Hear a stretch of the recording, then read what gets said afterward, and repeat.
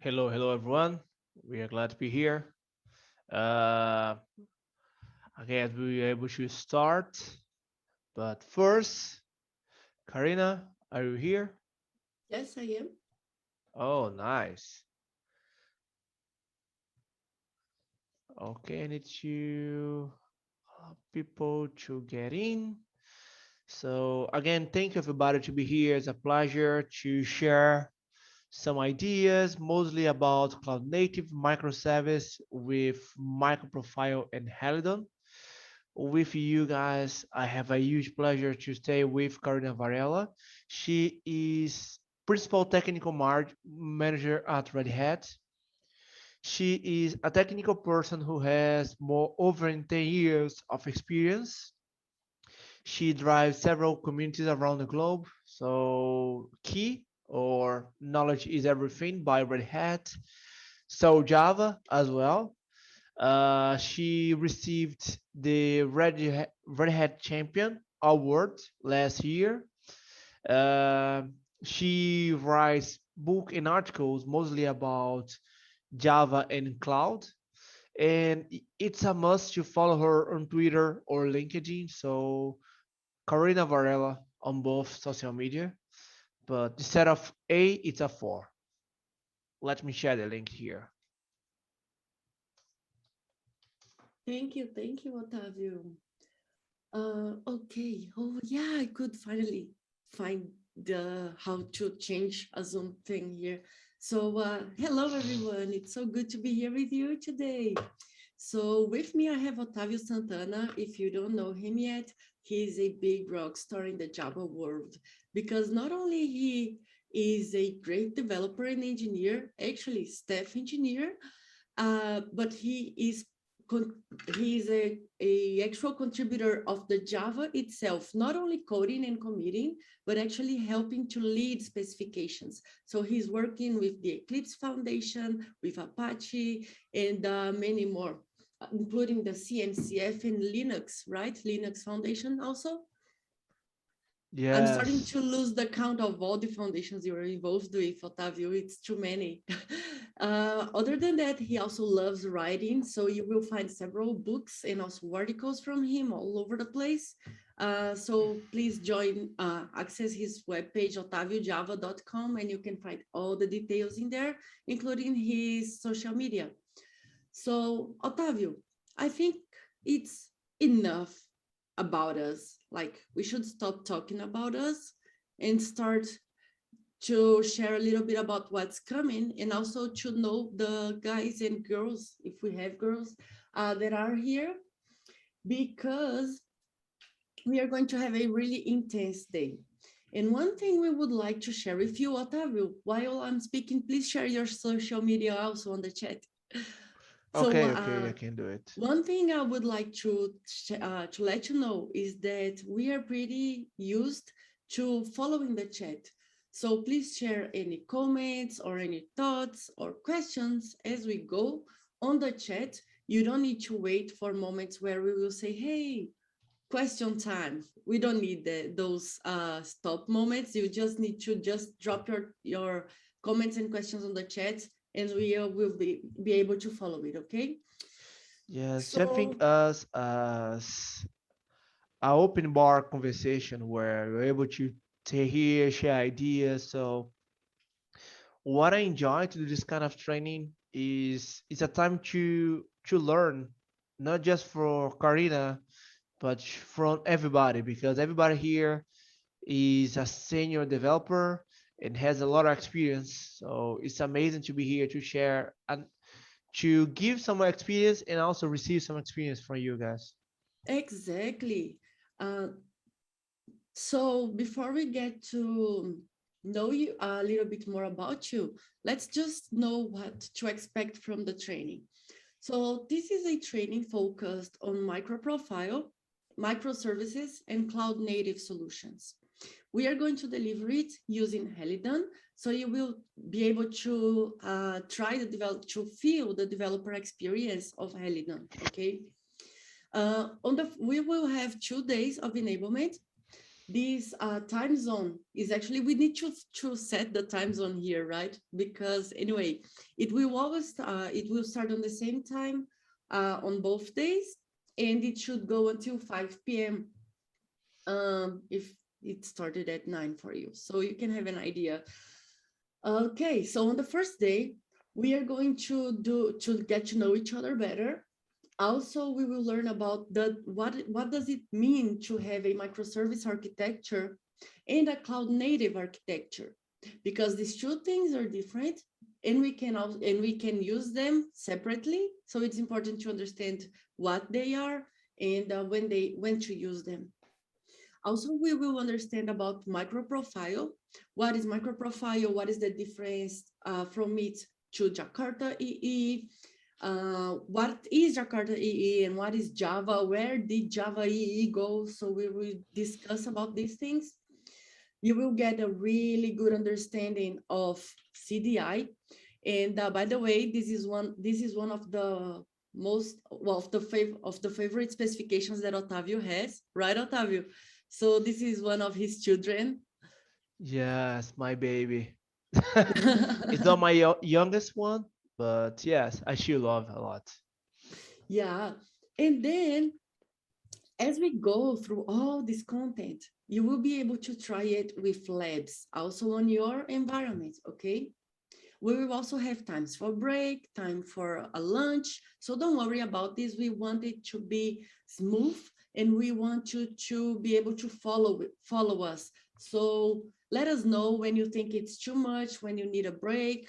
And yeah, just let us know, okay? Like Otavio said, it's supposed to be more of a close thing instead of just a video that you're watching on the web and you are not able to actually interact with us.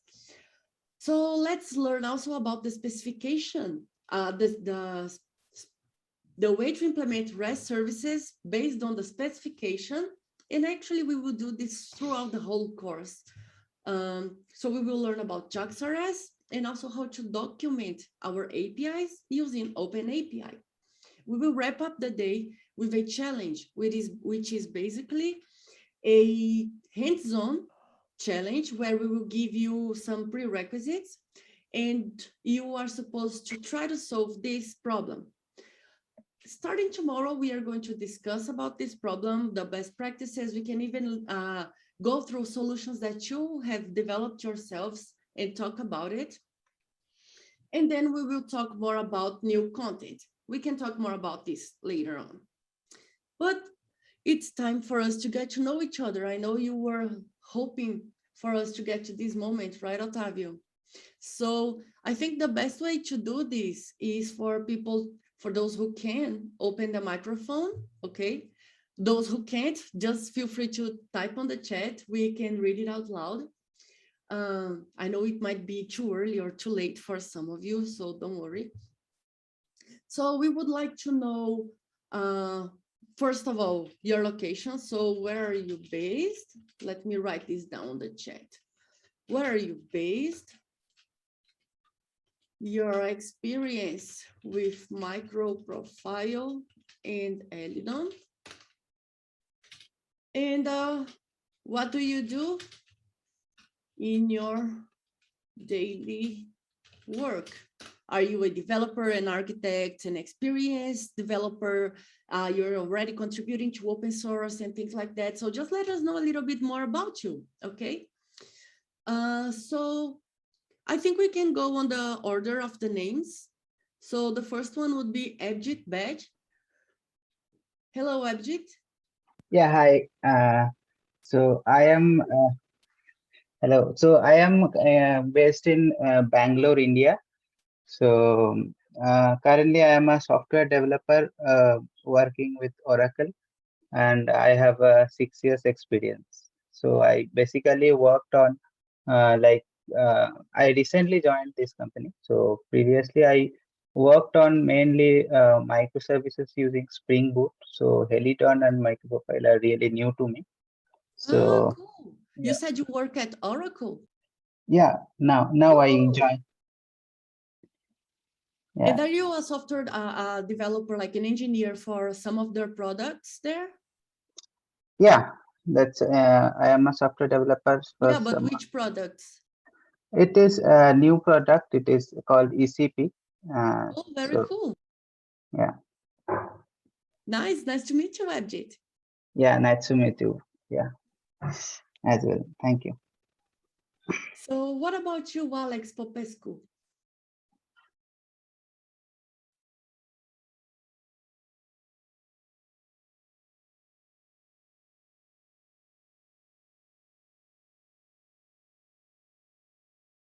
Hello, well, my name is Alex and he's based on Bucharest. He's interested in learning about microprofile in Helidon.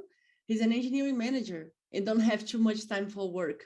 One of my manager, the Kiwi lead actually here at Red Hat, he said that he has been working as a manager for like 6 years now and he missed coding. So on the past 2 weeks, he went back to coding and he just loved it. And he loved it so much that he moved back to a developer role.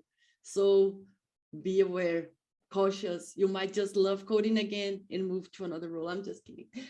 Who knows? Nice to meet you, Alex. What about you, Andre?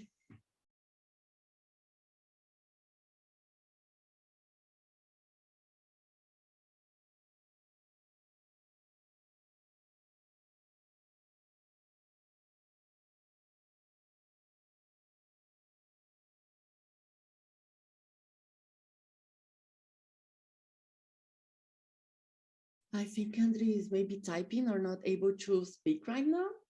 What about you, Aniket? Aniket Yeah, Biswas. Hello. yeah. Hello. So, like Abhijit said, I'm actually also from Oracle. I'm also working on the ECP team. I'm originally located in India, in Delhi right now. And as for my career, basically, like I just started my career from Oracle. So I don't really have much experience in microservices as of now, but I've just recently started working on a little bit of like Spring Boot and Java. So it's kind of like a starting point for me from here. Very cool. But did you have Java experience before joining, or is it your first, first years with Java? I would say like I mean Java, like not to an extreme extent, but let's just say like for simple projects or minor projects in college or something like that. I had simple experience like that. So in a larger scale, this is my first experience, I would say. Cool. Thank you. Nice to meet you. Nice to meet you. So I see also Arindam Prachanda. So hey Arindam, I don't know if you joined late, but we are wanting to know like where people are based, what is your experience with Helidon and MicroProfile, and what do you do on your daily work? Hey, hi. Actually, I'm also from Bangalore, India. So basically, I'm working in Oracle at the same team as Abhijit has. Like I'm working in ECP product. So I'm having around 4.3 and 4.4 years of experience. Like mostly in the microservice, Spring Boot and all. So when I joined Oracle, I think 1.5 years back, then I started learning, this Helidon and MicroProfile architecture. So currently, I'm in the developer role, only software developer role. Very cool. So you know about it. You know already a little bit about it. So you also may be able to teach us as we go something new. Thank you. Nice to meet you. Yeah, same Well, here. looks like we have something I suspect from Brazil. Bruno Ribeiro. Yeah, exactly. So Brazilian, based in Amsterdam, and yeah, currently working at Acro, self-service managed platform for Kafka. On the microservice framework side, I most work with Spring Boot, but also Quarkus, so know a little bit on MicroProfile, Micronaut, and Guitar. So yeah, and Helidon, no experience yet, but hope to learn a bit. Cool. Yeah, it's going to be good so you can compare different frameworks that you have worked with. So you are a developer, I missed it, an engineer? Yeah, I'm mostly of a principal core developer, so work developing internal frameworks and libraries, but yeah, mostly working code and writing design documentations. Love it. Awesome. Thank you, Bruno. Nice to meet you. Nice to meet you both. All right. So let me speed this up. So what about Charisma Bodapunti? Are you able to talk to us? Yeah, hi, Karim. Hi, girl. Finally. Yes, someone. Yes, talk to Yeah. me. So hi everyone. I'm also from Oracle India. I'm a developer, and my product is basically a communications product. So we are just trying to. It's a monolith kind of product. So we are just trying to make it a microservice oriented one. So we are just trying to break out a piece of our product and support it on the Helidon MP. So that's why I'm here, and I'm glad to be here. Super cool, super cool. So let me see, the list is just changing the order every time. I think now we have Gaurav Dama. Yeah, hello everyone. So currently I'm from Delhi, India, and I am working as an intern at Oracle. And about the experience, I don't have much of experience in Helidon. Just started working working on it like 1 or 2 weeks back. So hope to learn a lot here. Very cool. Thank you, thank you, thank you. While you guys are talking, I'm just taking notes because I want to remember you all as we go through the training, okay? So let me see, Gurpreet. Let me suspect. Let me see. You're also from Oracle? No. Gurpreet? Hello. Yes. Oh, now, yeah, I think we can hear you now. Yeah. No, actually, I'm not from America. So Yeah. tell me more about you. Yeah, actually, I have near about 10 years of experience, and I'm solution architect here. So currently, we are working on this Helidon project. One project is on Helidon based, and apart from that, the machines, the PCA is here, and OCN is here, and Helidon framework, Helidon MP is here. So, and these days we are struggling with Verizon. You're struggling with Verizon, like the customer? Yeah. Oh gosh, yeah, they're a hard customer. I know that we have them also been through some problems with different products there, but it's a big thing. So let me just double check that. Where are you based? Currently, actually, the project is with the government of Rajasthan. It's in India. Okay, nice, awesome. So I think the next is Mahesh Otavio. Yeah, hello, ma'am. Hello. Hi to all. And I am belongs to Jaipur location with Gurpreet also. So we are working with government's projects, and I have total around 10 years of experience in Java.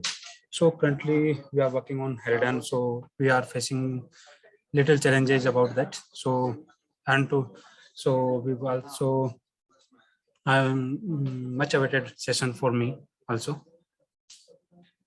So we are looking forward. Okay. Nice. So let's go to the next one. So Gurpreet, sorry, I was trying to say your name correctly. Gurpreet Singh, did I say correctly? Today, I have introduced myself. Might be your mistake. Yeah, but Okay. yeah. So, nice to meet you. So please tell us a little bit about yourself.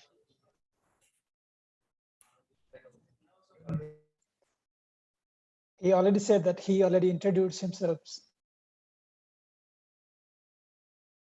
So let's see who's the next one. It's Momau Ratore. Yeah, hi all. So I'm Muma Rathod and I'm based out of India. I'm currently an intern at Oracle and I'm completely new to MicroProfile and Helidon, but I do have some experience in Java during some college projects. But apart from that, Until now, I've been only working on the UI side of things. So this session is just in time for me to transition into backend with Helidon, and I'm here for the learning. Nice to meet you.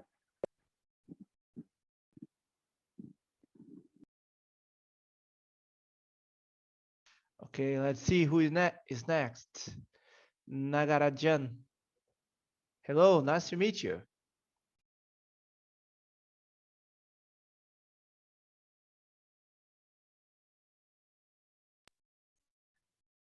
All right, as we wait, I think we can also go to the next person as Nagarajan. Yeah, he has typed.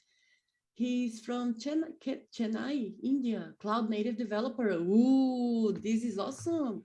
An architect with 6+ years of experience with Spring Boot microservices in AWS and Azure. Helidon is pretty new to me.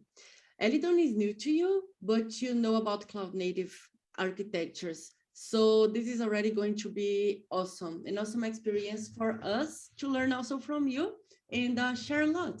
So thank you, nice to meet you. What about you, Pradeep? Otavio, can you take this one? Yes, why not? But give me one moment because I have the power to let people in. So two more is coming. Two more coming. 1 second. Okay, welcome. So right now we are introducing ourselves, and the next one is Pradeep. Hello, nice to meet you. It's on the chat. Yeah. Okay. Hi everyone, my name is Pradeep. I'm working from Bangalore, India to Oracle ECP product. It is IoT related product. I'm having over 9 years of experience as a software developer. Past experience, I worked mostly in Java, Spring Boot, microservice. We did a couple POCs using Helidon. Hopefully this session will be helpful for real-time products. Real cool. Oh, So bring your nice. doubts. Yeah, we can. I'm sure it's going to be helpful for everyone on the call. So share your experience also from the field.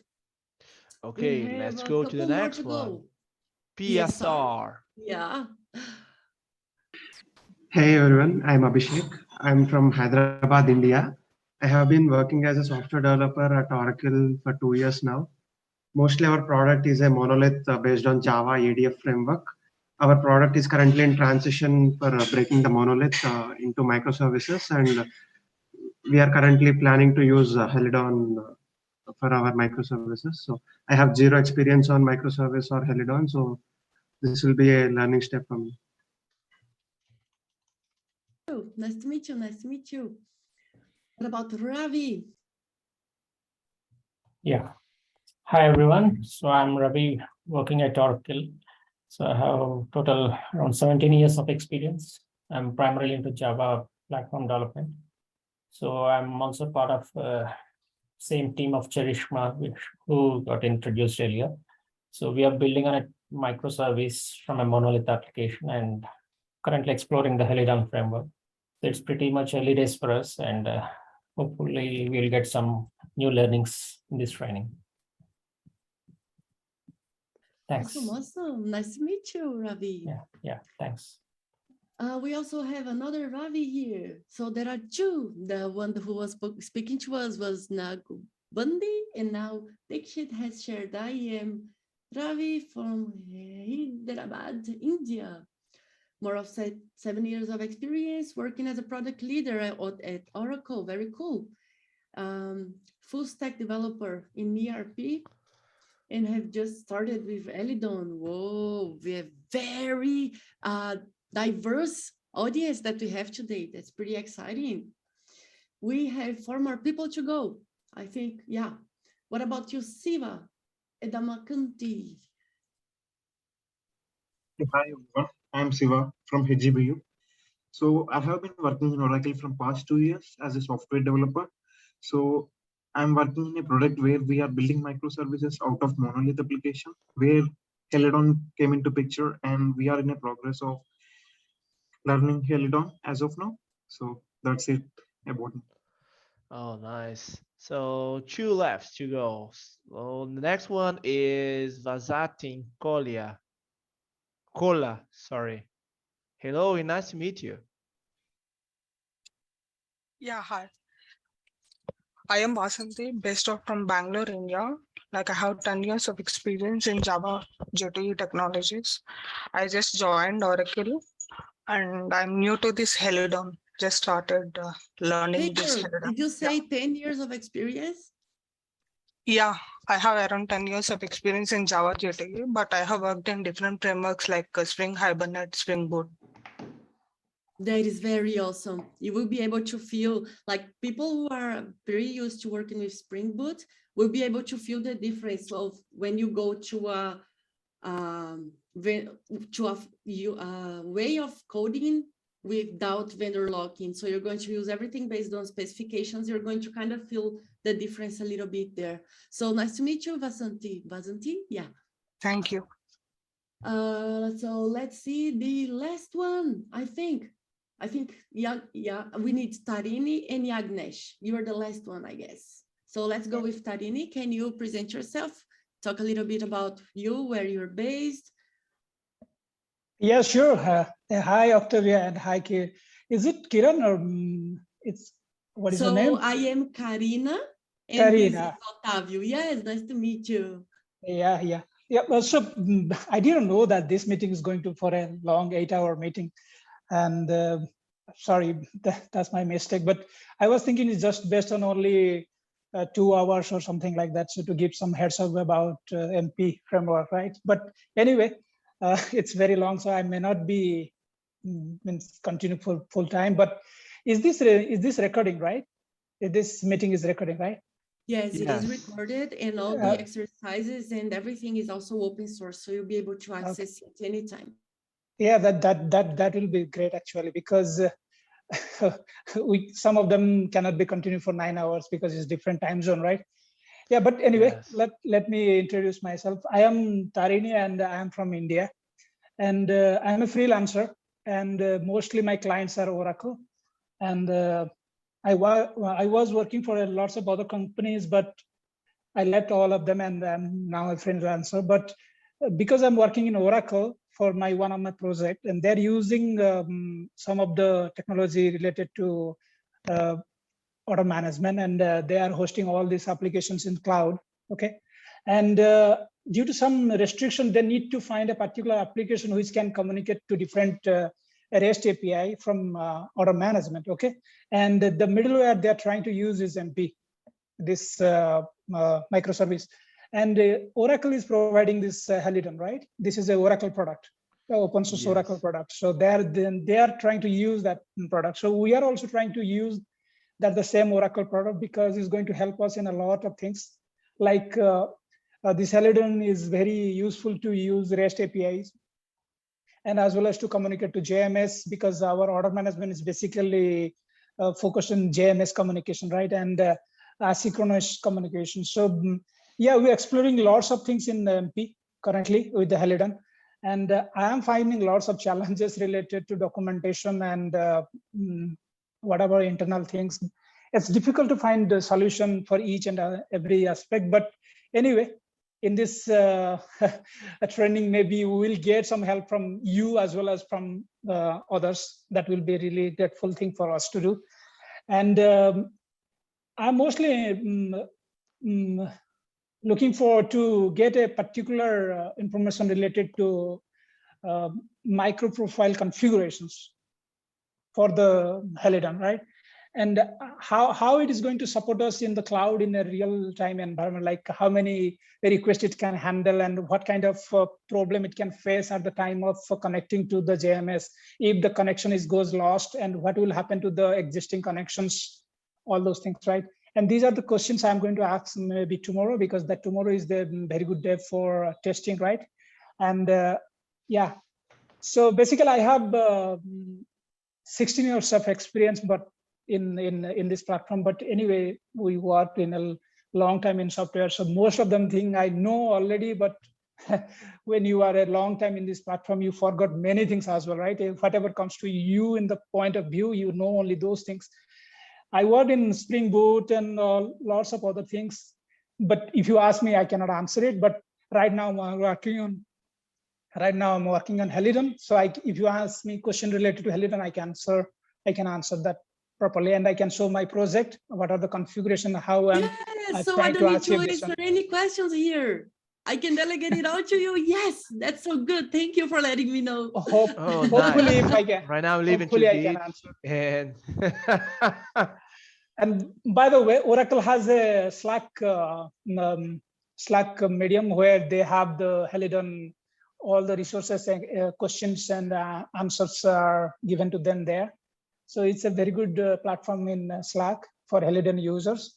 So yeah, we can ask the question to them as well, but mostly we're expecting from you guys as well. Okay, so let's see. Okay, if you are recording, I'm grateful for that. And maybe tomorrow will be a very exciting day for me. So yeah, I will pinch in tomorrow.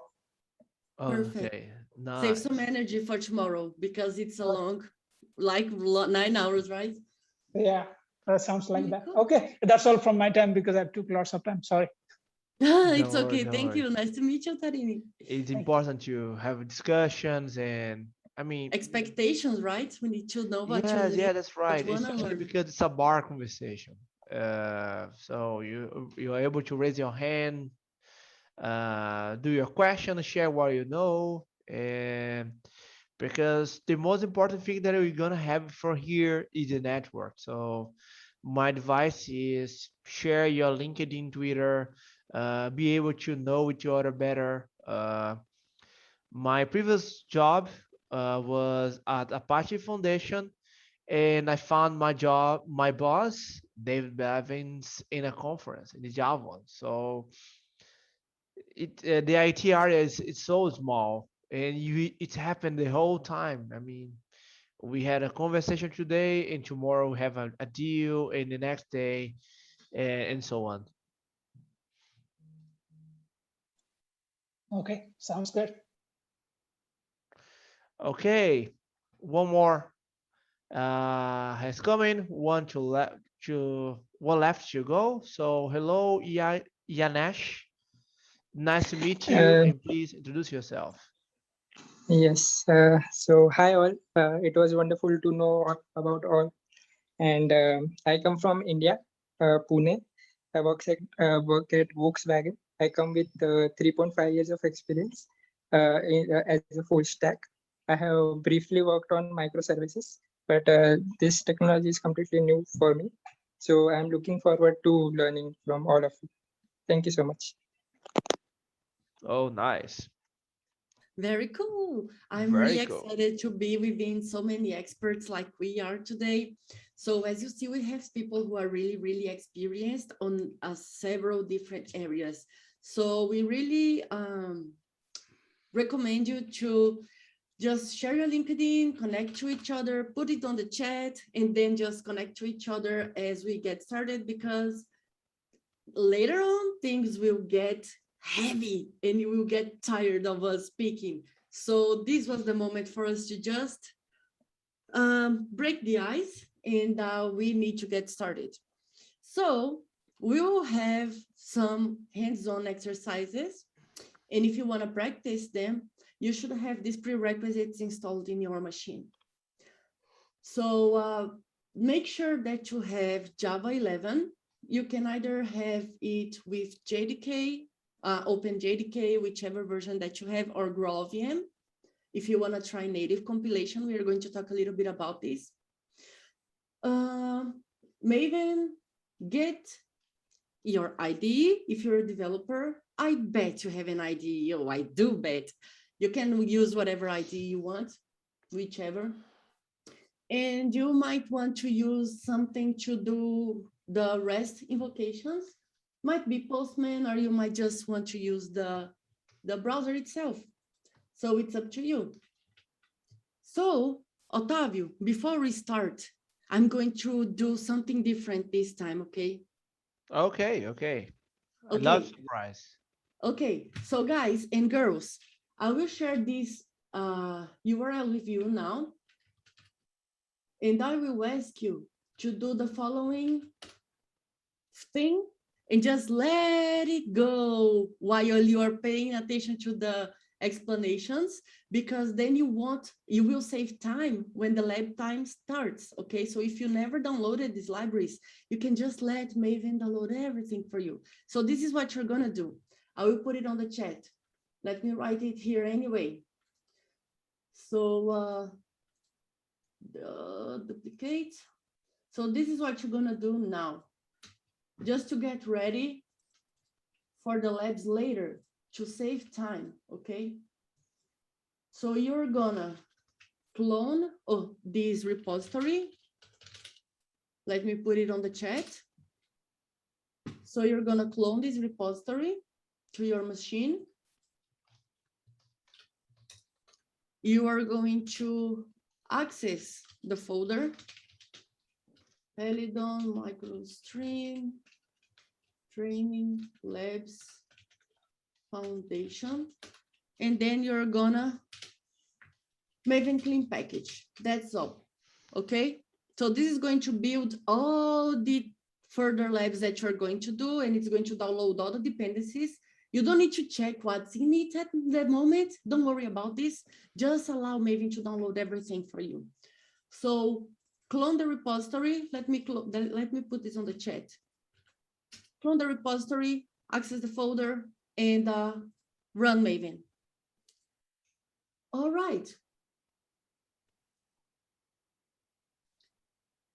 If you have any problems there, let us know, okay? Just put it on the chat and we can take a look at it. But for those who don't have any problem with the execution, just go ahead. This will also allow you to check if you have the environment properly configured. Yes, and also check your internet, because you probably will download the whole internet while you're doing that.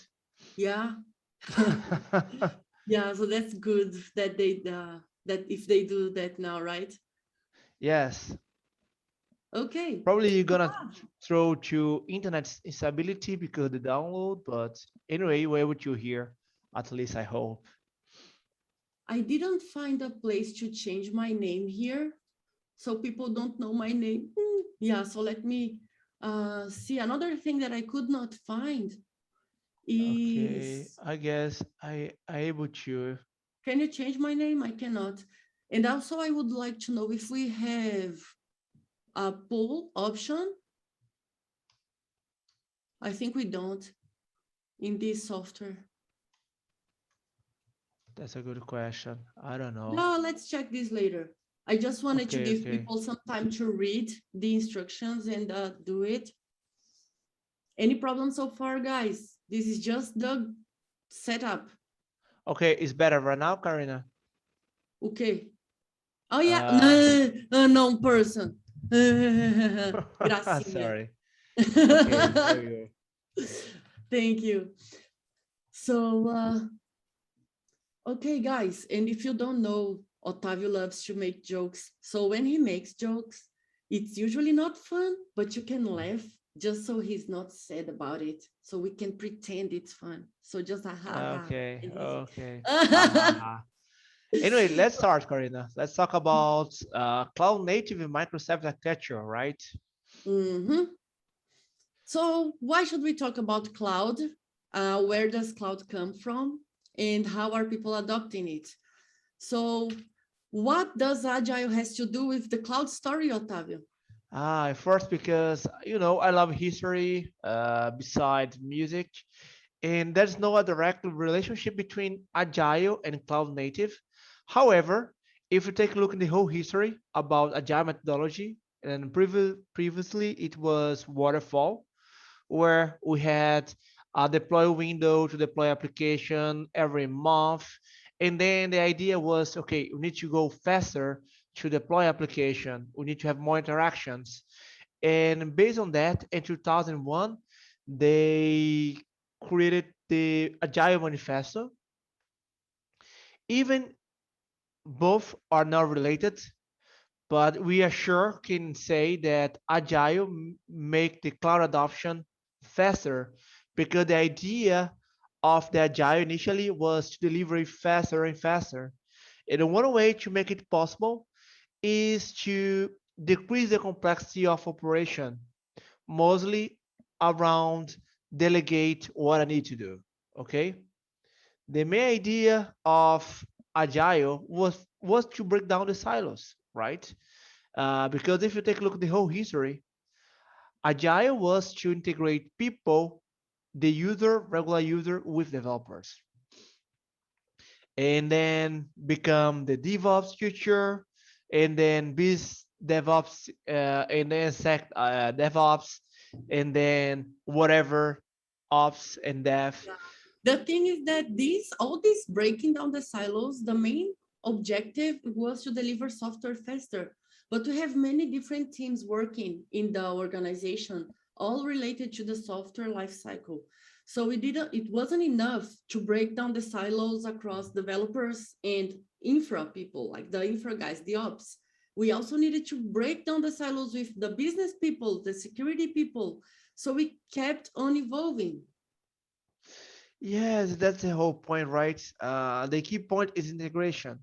Agile developers and user, DevOps developers and operation, DevSecOps developers, security and operation. The key is always around developers and to have more integrations. So we started to deliver faster, and we could get the teams more closer to each other. We could evolve the culture of the organization. And with this, we started to be able to move towards cloud. But what is cloud? According to all these organizations and vendors out there, the big cloud providers.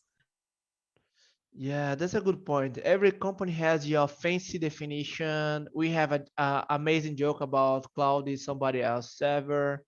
We have the NIST, the National Institute of Standard Technology from USA, that has your own definition. But basically, to us, Karen and I, cloud is somebody else's problem. Basically, I don't want to focus more in this kind of thing, and then I delegate to somebody else. You probably know the pizza as a service, right? Because that is a fancy analogy. It's from IBM. And basically, if you look into the somebody else problem philosophy, you're able to see, okay, make a home. I need to work with everything. Take and bake, it's infrastructure somebody else problem. So I pay to somebody else to handle with infrastructure, to rent a place, to have a server, to energy, to refrigeration, this kind of thing.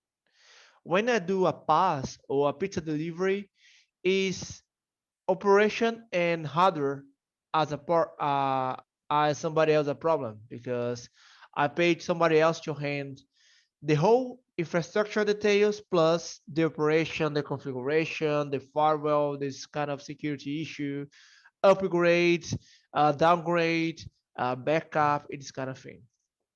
And the latest version is I don't care everything at all, where I do software as a service. So I don't care about infrastructure, I don't care about the operation, and finally, I don't care about the software. So I No, you don't pay. care about the software. No, you care about the software, but you don't want to code it, right? Because you care about it. Otherwise, you No, wouldn't be using it. yeah, that's a fair point. But what I said was, okay, I don't care a point of to create my own solution. I I will pay somebody else to do it to me, and then I will use. I Exactly. So as Otavio is describing, he's comparing to the pizza consumption, but you can see that the more we want to delegate, then we go more towards a service offering. So we have the traditional on-premise, everything you do, just recapture, just rolling back and quickly recapping. So on-premise, then we have IaaS, infrastructure as a service, PaaS, which will delegate the platform level, but not the code of the application itself. And finally, SaaS. So Otavio, an example of IaaS, please. Yes, we do have Amazon AWS, Amazon, exactly. And then if we talk about Google, PaaS, are we and talking cloud. about Kubernetes or not? That is important to clarify. And I will tell about people why on the next slide. But is Uh, Kubernetes a PaaS? no, because you don't delegate the whole configuration at all. we still need to handle with that. Give me an example of PaaS. Heroku is a good sample. Platform SH is a good one as well. I guess Red Hat has one flavor, right? OpenShift, PaaS, something like that. Yeah, but the thing is that we had, so just for people to understand, we had long discussions in between us and with other experts, because this concept is really not well established everywhere. Not everyone thinks the same way. And I'll let you know why right now. So do you think that managed, let's say you want to hire a managed Kafka offering or a managed database like Atlas, you want to pay someone to manage this service for you as a technical person, and you want to create a service that will consume this managed offering. Do you think that is a SaaS or a PaaS? Let me know in the chat. Type it down. I will ask again. So let's say you have an application and you will hire a vendor offering, like let's say, I don't know, AWS, an offering to provide you a Kafka broker. So you don't need to install it and manage, you just create a Kafka broker using the cloud service and consume it there. So this Kafka broker that is being managed by someone else, is it a PaaS or is it a SaaS? Let me know in the chat your thoughts. Write it down, PaaS or SaaS, PaaS or SaaS. Let's see, we have a kind of division here. So managed, let me put here, managed Kafka, managed database as examples. PaaS or SaaS? We had long discussions, right, Otávio? No, we don't have it. No, we had in the past. We had a long Until we defined this, we did, okay, so see, it is not a well-established concept. So even if you think, oh my gosh, these guys are still talking about PaaS, IaaS, and SaaS, really? Oh, this is the reason why we are talking about this. We live in the cloud era, and we have so many cloud offerings out there that it's starting to get tricky to understand what is marketing, and what is actually a technical concept that we can grasp, that is valid and not just being there for the market. So the chat is really divided. So let's talk more about this, and we won't take too much longer on this before we go to the next break, but we need just to clarify this stuff. So do you want to talk about it, Otávio, or should I? No, go. Please go ahead, Corina. So the thing is that, as I was discussing with Otávio, we think that the reason why it cannot be a software as a service is the following. An example of software as a service is a software that you don't need to code. So Spotify, Gmail by Google, you are using a whole email service. You don't need to code anything. You just go in there and you use it. That's SaaS. On the other hand, if you are using a managed offering as a developer, you are a technical person consuming some type of platform. So that's not a software as a service, because the SaaS is a final software offered for the end user, okay? So within this concept, we could have all these types of different managed services under PaaS category, but it's not exactly PaaS. It's something different, just a subcategory. We didn't want to put it directly as a PaaS service. So, we also have something in the middle of IaaS and PaaS, that is the container as a service. Because like Otávio was explaining, if you want to grab your application and deploy it right now just by sharing the URL, like of your GitHub repo on Heroku, you can do that. You don't need to know about containers, about service registry, about how this network works within the cluster. You don't need to know any of this stuff. On the other hand, if you are deploying directly on Kubernetes, on OpenShift, on other options of deployment on the cloud that are based on Kubernetes, you will need to know about containers and the deployment platform. So this is kind of the difference, right, Otavio? Do you want to add anything to this? No, it's perfect. So right now we have more flavors. As Karina said, the PaaS has specializations right now. So we have database as a service, so DB, AAS, and also we have string as a service. The whole idea of the main difference between PaaS and SaaS is who is the target. A SaaS is any user, and PaaS is usually a technical person. So probably our mom, our sister, our daughter, father, whatever, who's not technical person, has no idea what to do with a database, right? So if I give a connection to my mom, hey mom, take a look here, this MySQL connection, she's not able to do anything with that. However, if I do to any technical person such as Karina is able to create an application, put information there, and create architecture around it. And why should you know about all this stuff? Okay, I should have said this before, but let me say this right now. So if you didn't pay attention, you're going to feel guilty. So the reason why you need to know about this stuff is because on the cloud era, we are having the cloud adoption increasing every single day. By next year, it is expected to have more people on the cloud than out of the cloud. So that's a prediction for the next year already. So our customers, our end users, they are moving towards the cloud. And do you know which type of service they are mostly using? Are they looking for a type of IaaS? Which type of these services is your product currently? Because I did have these internal questions myself for my products.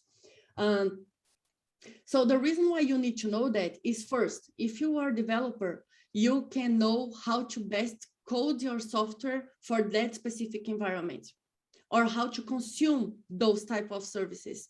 If you are someone working on a product, you will know what is the market that you want to achieve, what do they need, what does your software need to offer to them. So all the future depends on the target environment and people that you want to reach. So this is why it is important to understand the cloud solutions. Do you guys have any questions about the topics we have just discussed before we go to the next topic? Is there anything you would like to say, no, I disagree, or is everything okay?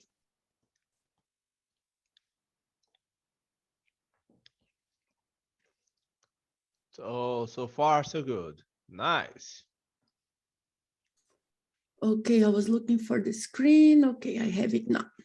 Very good. So let's go ahead. Let's talk about CDI, Otavio. Okay. What is CDI, my friend? So first of all, context dependency injection is a spec. Okay, so it's a specification. And it allows for applications to have stateful objects, which we also call beans. When we have these stateful objects, we can have them living in the application for different times by setting the context. So I want it to live just for the time of a request, so I don't have a lot of things in memory, or I need this object, this instance there for a long period, for the whole application. As long as the application is up, my instance is there, my instance of this object. So we can set for how long these objects are going to be there. And by having this, we can create decoupled code. So we are not talking, we didn't even start talking about decoupling the services using microservices. We can start doing that in the code level within the same application by leveraging the best of CDI.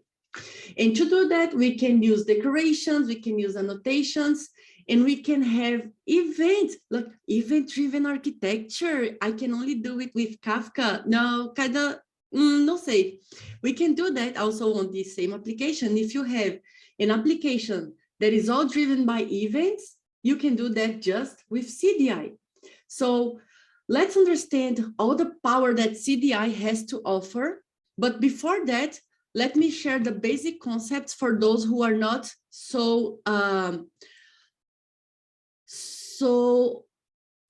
accustomed to the CDI concepts. Okay, so I'm just adjusting my screen here. We're good to go. So this is what we have to know before we get started, okay?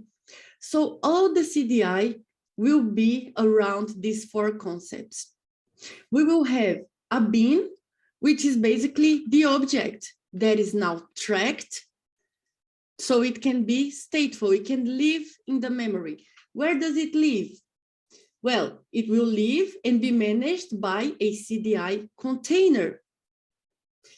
These beans, what happens if we have two beans, two stateful objects that provides the same capabilities? We should be able to differentiate them. So to differentiate the beans or to give them some extra characteristic, we can use qualifiers.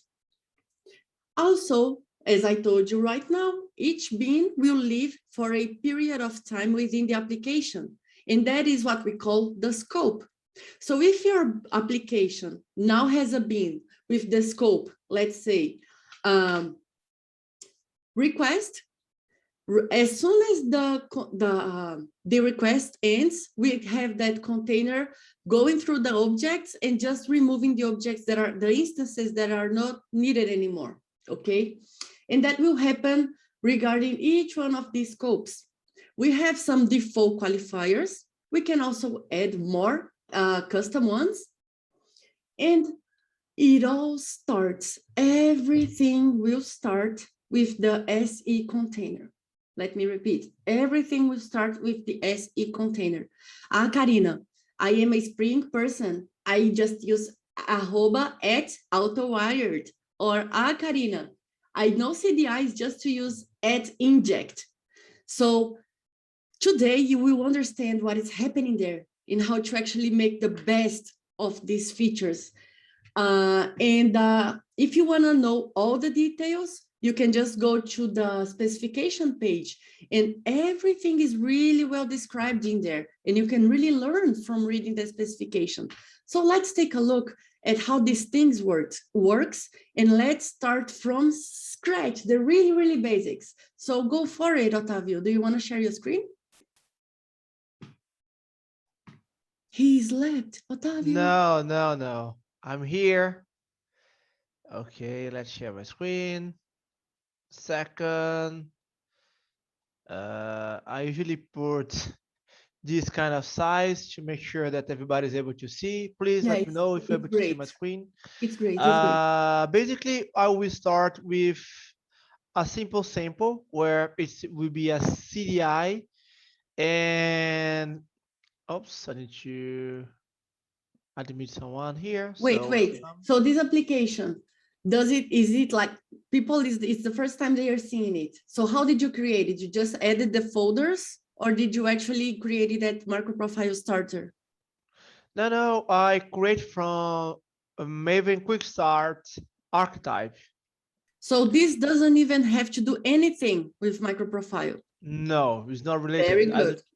As you can see here, basically I have the group ID version and one single dependence. And that's all we need. Awesome. So show us the power of CDI.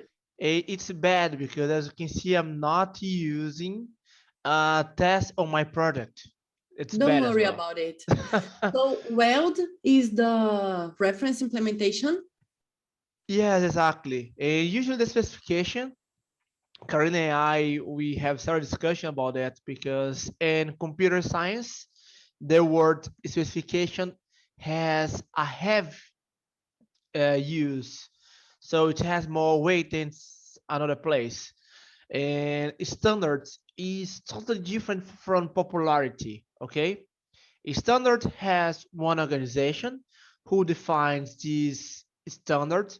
It has one API, one reference implementation, and one test to make me easy to create a new specification or new So implementation of this API. So explain this to me. Let's put the Java into this scenario, okay? So the organization behind Java is? JCP. Awesome. And then you said we have APIs. Yes, the Java dot something package is the API. So we also have, so every vendor that wants to say, hey, Helidon, for example, supports this version of Java, they need to run the TCK. That's the test you're talking about, right? Yes, the test is TCK, but not to a product, but to a JVM implementation itself. For example, Azure has one. Amazon correct. Azure. Okay. No, sorry, Azure, the Microsoft company. Azure has one, Azure has another one, Amazon Corretto has another one. So basically, we have right now over 35 JVM implementations. So they must to run the TCK to make sure that it is in the right path. Yeah, exactly. So this is what Otavio is saying is that everything we will show you right now, it's not only popular, it's also a standard. So there are many organizations, big organizations behind working with these foundations in order to provide this software. So Otavio, is it my screen that is bugged? Guys, can you see Otavio's screen well? Okay, now it's back. Something went wrong there. No, The standard. that's fine. Okay, so that's the thing. So that is why the only thing you see here is just the dependency for CDI. Okay, so go ahead, Otavio. Let's start with it. And yes, you're probably familiar with Maven, right? But as you can see here, we have the API, we have the implementation here, we have the core implementation. And this one here is just a POM where I have a couple of dependencies from this product. I'm using the BXML, but right now we don't need. And if you decide to use CDI 2.0 or higher, we don't need to, we are able to first use it with Java SE that we're gonna show right now. And second, we don't need to have this BXML. Okay, I will keep that, but you don't need it. The first step, I will create our post static void main, and we will create a container from CDI. So SE container, SE container initializer, new instance, and then initialize. That is it. That's enough to create our first CDI container. So for those who are seeing this for the first time, people usually just put the auto wired or the inject. So why are we doing it this way? And why don't we need to do this in the daily basis in the enterprise applications? Basically, the enterprise application do it to us, but you're not able to see. But the whole magic happened in the server side. But basically, they are doing exact something like that. Okay. Right now, I created the SE container, the SE, and with any kind of thing that's higher than Java 7, we're able to do the try with resource. So basically, we will start, and then at the end, the CDI will send an event to close everything to us. The next step is let me inject something here. So let's do the vehicle where I have a interface that you probably know, a car. In this interface, we have one method that's move. And I will create a implementation that's a Ferrari. That is a car. I need to implement this method here.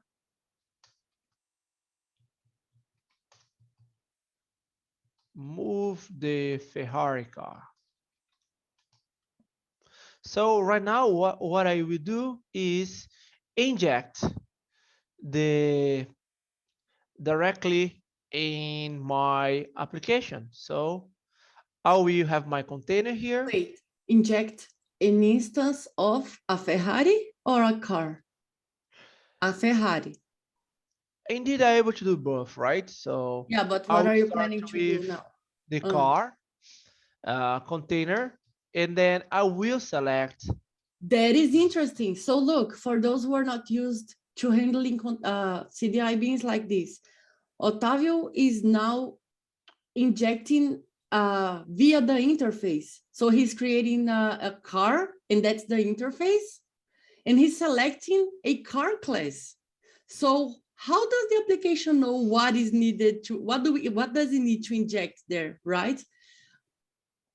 Yeah, that's a point, right? CDI has several tricks. Basically, they need to run the whole package to check all the dependencies, and it's a by reflection. Therefore, it's a runtime, and it has a huge cost. I mean, if you're familiar with Spring, you know what I'm talking about because it's consume a lot of memory, especially because to any kind of thing they need to do, they need to okay, no these models here, but get class, get name, for example. I don't know if you're familiar with this little guy here. So it has a name, and anything beside this, I have the initiate class.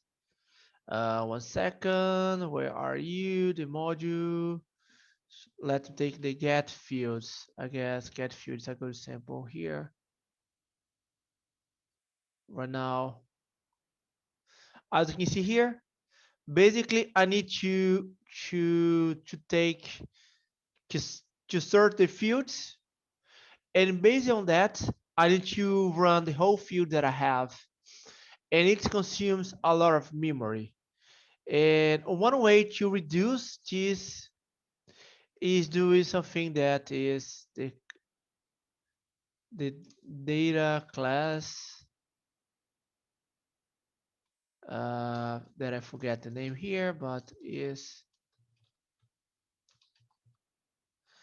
this class here. So basically, it's a transient class, and I need to have the whole information here, and I need to load the whole information. That's why I get delay on reflection.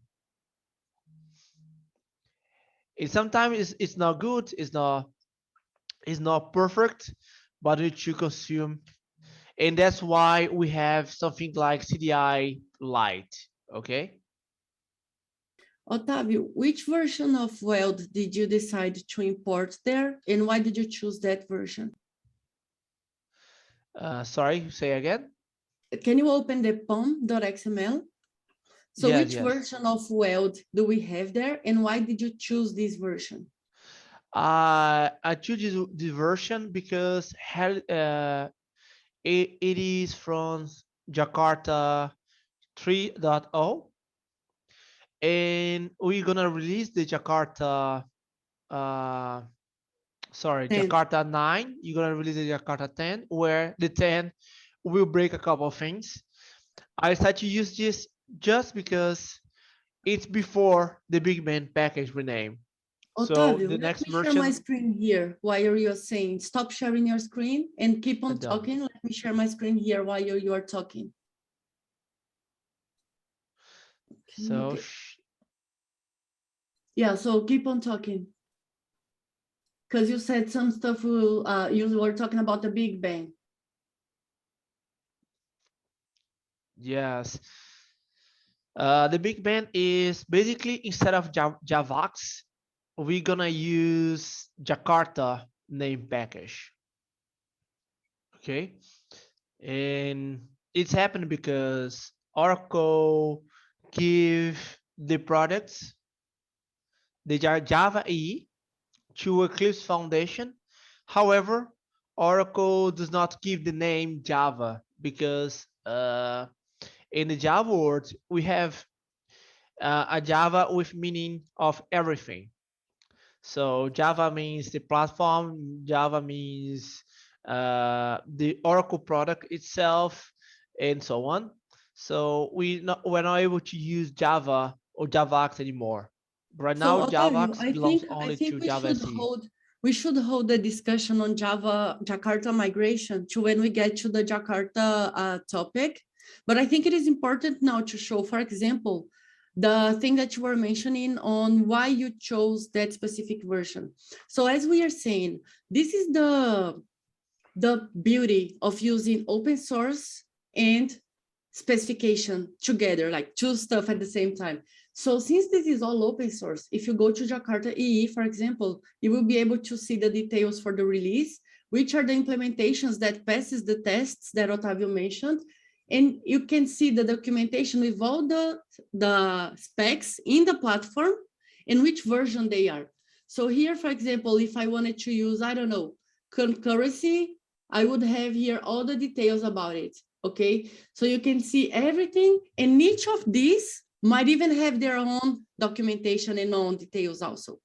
So for example, when we go to the CDI, to Jakarta 10, we will talk about this in a minute when we get to the topic, but we will have a lot of changes, for example, on CDI. How do you know what's changing on CDI? By looking at the CDI specification. So that's kind of how it goes. Let's go back to the demo. Actually, Alex, you asked if I stopped sharing. You can share again. Alex asked why the dependency is shaded. What do you mean shaded? He just used a property to facilitate on the top, I think, but it's not. That's shaded. Yes. I see. It's a dependency that has more than the core. So it has a couple utilitarian class. Has more, okay? More utilitarian. Okay. More classes to help with stuff, but are these classes also part of the spec? No, it's outside. It's a weld, the implementation plus some utilities class. Okay, thank you. So what can we do now? You were injecting the car there. Okay. And then I inject my Ferrari.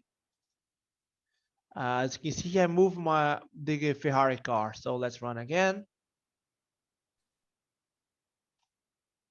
So please write down on the chat, like, what you already used? Have you ever applied this in your real world project? Like you just have the interface and you inject it, and then you can have the instance of the implementations of the interface actually responding to that. And Otávio is just starting, but he will start to add more different cars there and show how we can tell the CDI internal functioning, which is the right class that it should inject, and if it should create a new instance or use an existing instance, if it should delete the instance. So all of this we are going to see. So write down on the chat, like, yeah, I'm pretty used to it, I'm a pro, or first time I'm seeing it, or yeah, just learning. Write down on the chat, please let us know, because then we can define the pace of the teaching. If you say, yeah, we already know about this, then we won't go so deep, right? So let us know on the chat as Otávio shares. Thank you. And basically, as you can see here, if you're familiar with Spring, I remember a lot of people say, okay, I know Spring. The idea is almost the same. Okay, so instead of auto write, we have inject. That, by the way, has more semantic, especially because it's a dependency injection. And inject makes more sense in a semantically way, at least to me. In general, can they just replace, like, automatically? If they think auto wire, they can think of inject. Is there anything they should know, like, oh my gosh, this won't work? Okay. Yes, that's the idea. At least the time when it went to, because the specification happened with, okay, let's look around the whole containers injection and see what's going right. We go to several articles and academic or scientific articles to look to the right definition. And based on that, we build the CDI, okay? That's why we prefer. This is another awesome question here by Ali. In Spring, we annotate the class with component to make it discoverable by the container. How is it marked as discoverable for this type of implementation based on spec? We have two ways. You have the bin discovery all, where they will look to the whole classes. For sure, it takes more time. So we have, when you start the application, it scans all the classes and automatically configure every class as a bin, as a stateful bin. yes. Okay. Or you have the option to use annotated. And then it will only add the classes that you put, like add application scope, session scope. Yes, everything that you put a scope, they will looking for it. Or you are able to ignore everything. Even the annotated ones. Even with annotated ones.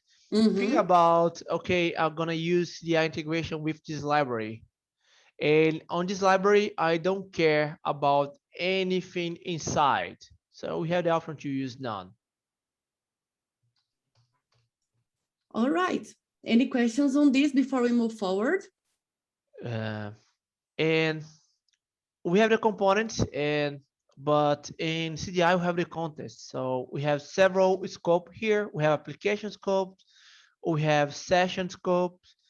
As kind of said, we are able to create our custom scope. So there are 5 out of the box, and we can add more. So if you were a Spring person, you can think of the component being this scope, okay? Where the scope already tells for how long this class should live in the container. Okay, Otavio, so what is that service for? You just created a car service there? Yeah, just basically to show how does it work, right? Because, okay. So show us what you've done there. You created an application scope bin, then you injected the car, which is the interface.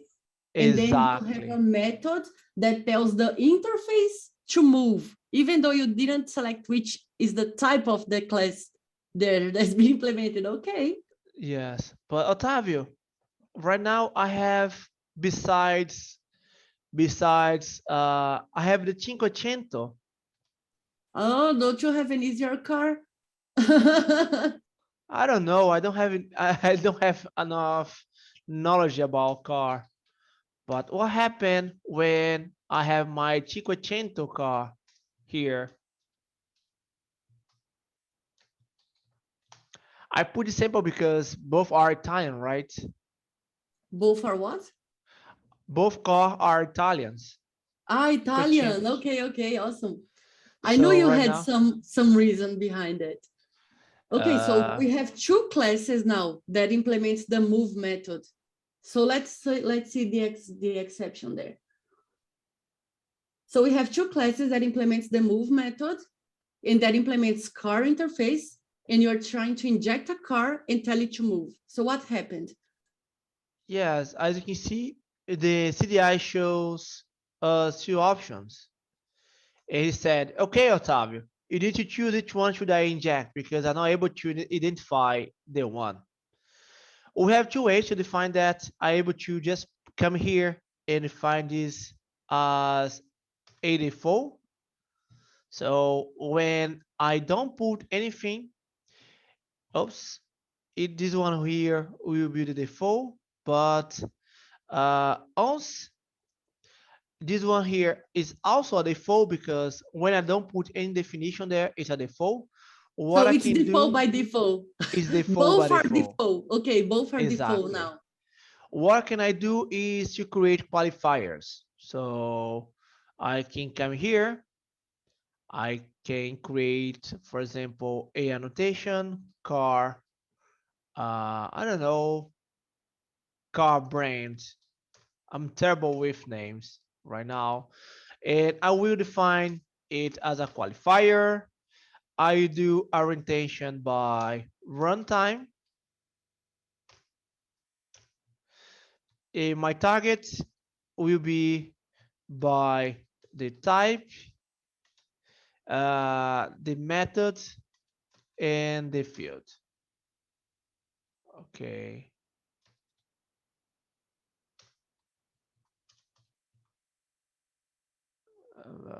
field, element type by field. Where are you? Field. Okay. Right now I have the option to use my car brand here. So in 500, I will use the car brand here. This way, I will only able to use when I inject the something here inside my car service. So I did inject. It will inject a Ferrari, but when I put in my car brand, I will use, oops, probably because I'm using Ferrari here, but let's use the car service,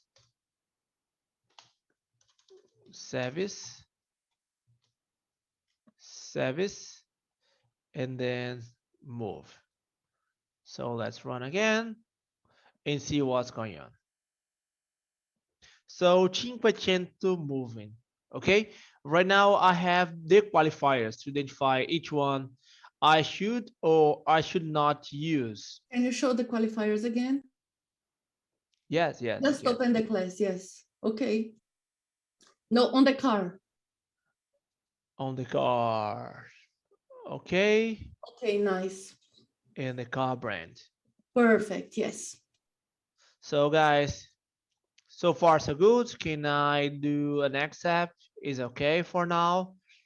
So just remember, I have the container here. I'm doing manually, but on the practice, it will be managed by the server. Just you understand step by step.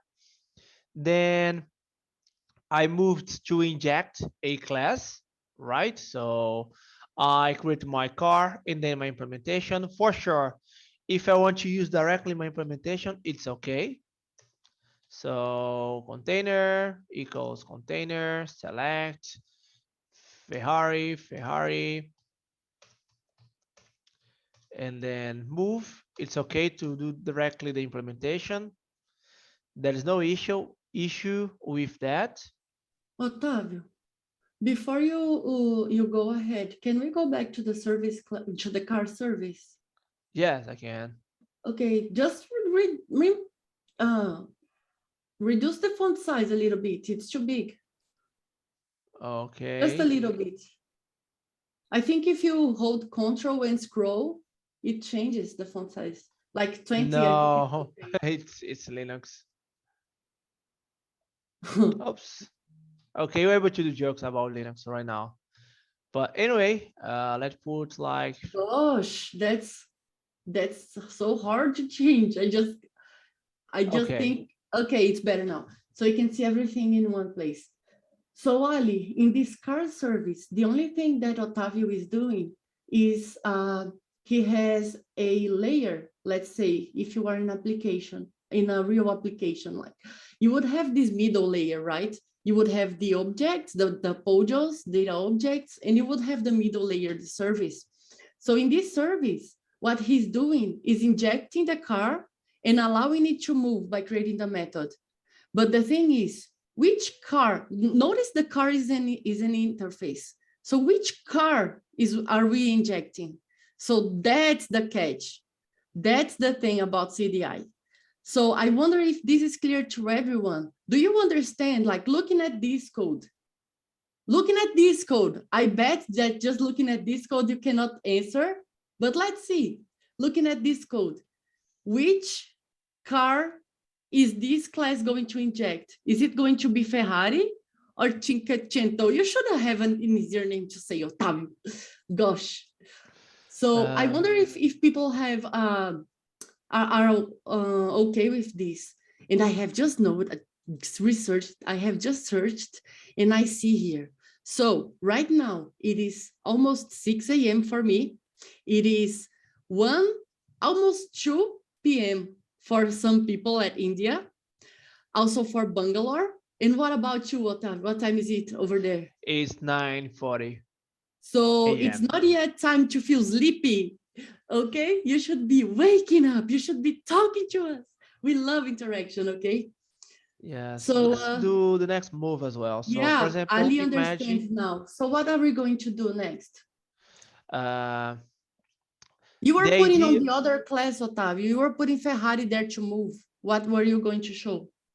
no, I just said that you're able to inject directly the service to move. I mean, there's no, if I want to inject directly the implementation, it's okay as well.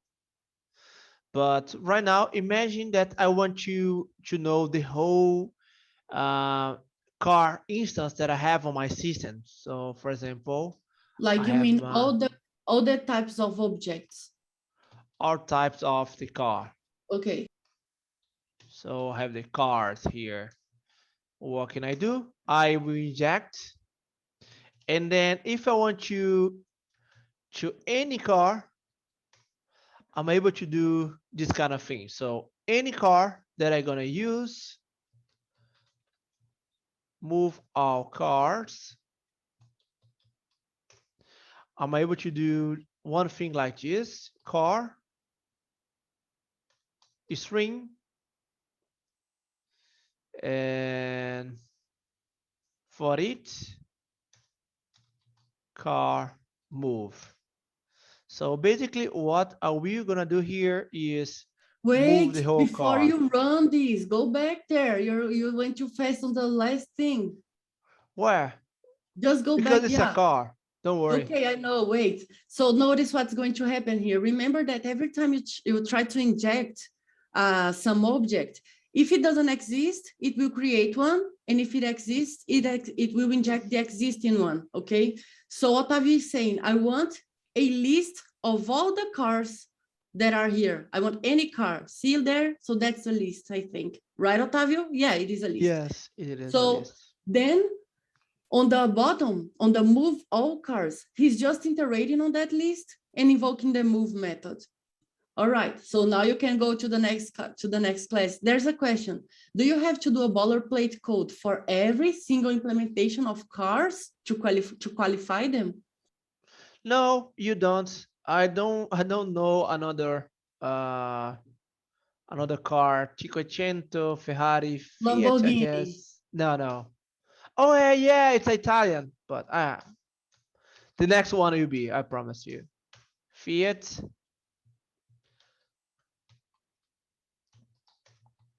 moving by Fiat. Okay. And then I will run a car here with all the cars. And as you can see, I moved the Cinquecento, then I moved the Ferrari, and then moved the Fiat, and then a Ferrari. I don't need to do the overplays here, but if I have like 10 implementation, I need to say to CDI each one I should use and where I should use. Another option of the car brand is if I create a filter definition here.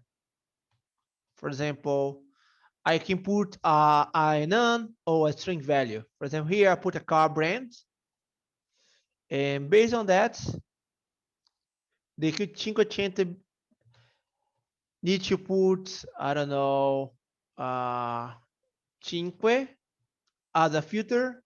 And when I inject, I can do exact something here. So it's kind of a metadata that you're giving to that yes, object. to identify how to connect both. But if I only have one interface, one implementation is okay.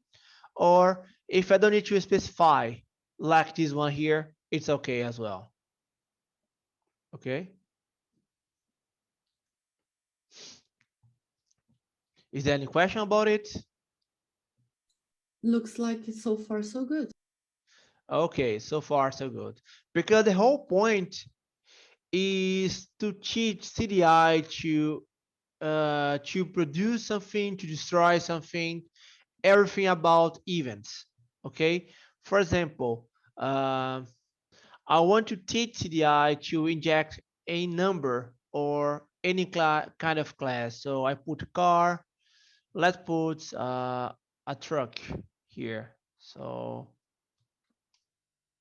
truck, I guess it is a way to write No, down. CK. You have written like trunk from a tree. It's TRUCK without the N.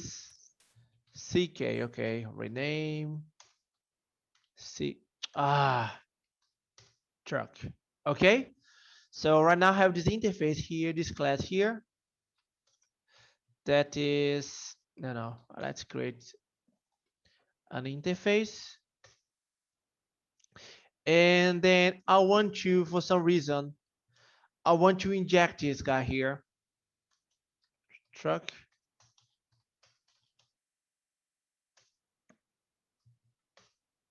And then what can I do? I can do the truck class here. Let's paste here. And I will try to run. I won't find the truck for sure. There is no implementation. And for some reason, I'm not able to implement this guy. Or for example, I will get a better example. If I have I want to inject any big decimal, like a value to any kind of thing. So my container, select big decimal. Think about this big decimal to be a value configuration to my system. So basically, we have the option to teach CDI about this value. Okay, so what can I do? I'm able to create a big decimal. So let's create here a big This is very decimal. useful, especially when testing. You can go ahead. When writing tests, I have gone through a lot of challenges to do this when I had to do some mocks. So I don't care about the number. I just want to inject a big decimal here in this field. I don't care. It's just a test. I just need to fill this up. So I've been through this myself in the test scope, for example. So it is a real problem. Yes, So yes. okay, what are you doing there? I created a producer. It's the first time we are talking about the producer here, right? Yes, that's the idea. The idea is to next double to teach CDI. Okay, if somebody requests this, give this to them. So return new big decimal, next double. So basically, I will teach CDI with the produce annotation. It's similar if you are from Spring. It's a configuration bin. Okay. Based on that, I will able to CDI will be able to understand. We also have the option to destroy. So the producers, if you create a new instance, will it generate a new one or just retrieve the existing one? If there is one in the memory. It depends on the scope that you put. Perfect. So let's see. So okay, Otavio, I just want one to the whole application. Okay, put ask in a set application scope it. I want one by requests. That's different, right? Because you're putting on the method level. Yes, because you are teaching to produce. I mean, you're not teaching about this being here because those are different, right? So one is the scope of the class. Another one is the scope of the produce method. So I'm able to do dependent here. It will depends from who will request. So I mean, inherit, right? Yes. Okay. And I put a session scope here. So each session we have a different one or application scope it. So I will remove track here and then execute this guy here again. The value is value. and then I will execute.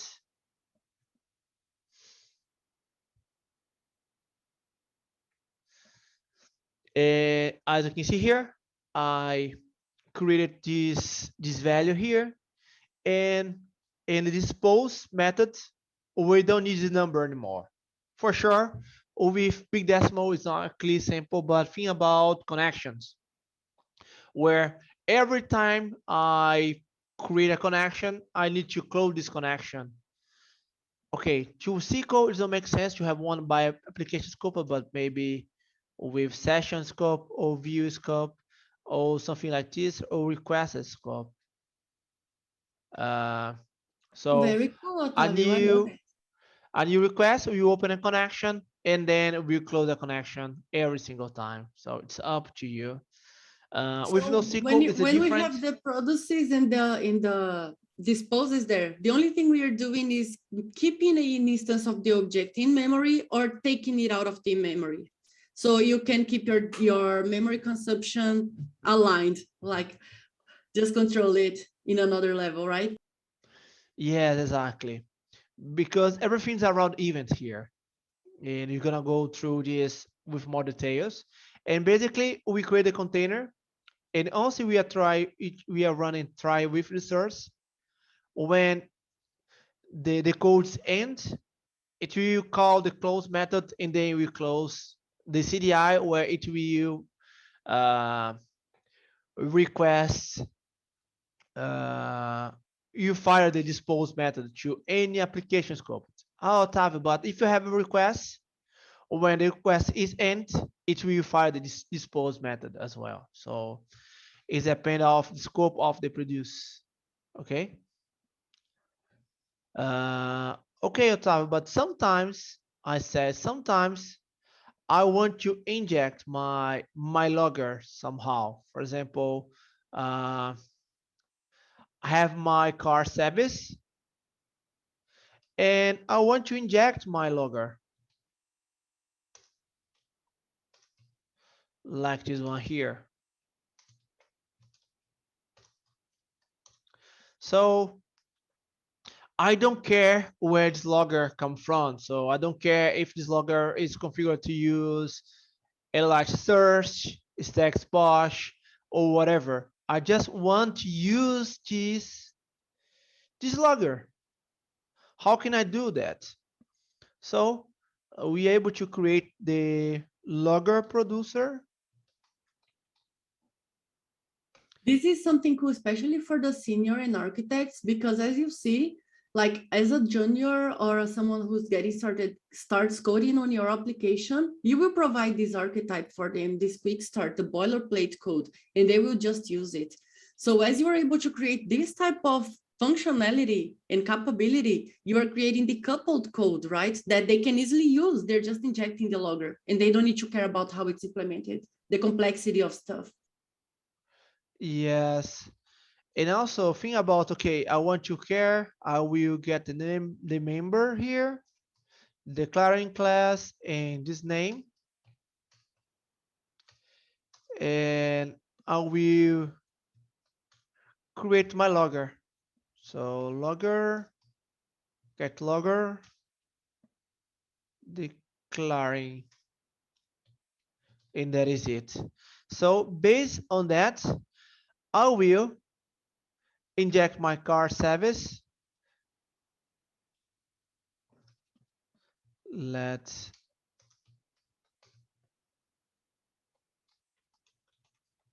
log in the move our car. So basically, what did I do? Now I create the produce, but this time I want to know who is calling this produce, and based on that, I will create my logger. So who is injecting this, right? Yes. Oh yeah, but I forget to request a car service. Oh, Otávio. Bad, Otávio. So let's create again. Select it. Car service, car, and then get, and then let's do the move and then service. No, you service move all car. Okay, and let's run again.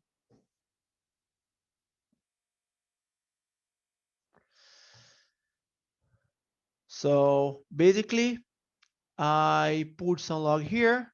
As you can see, I'm logging in the vehicle car service with the info move our car, and the same thing happened with the car service.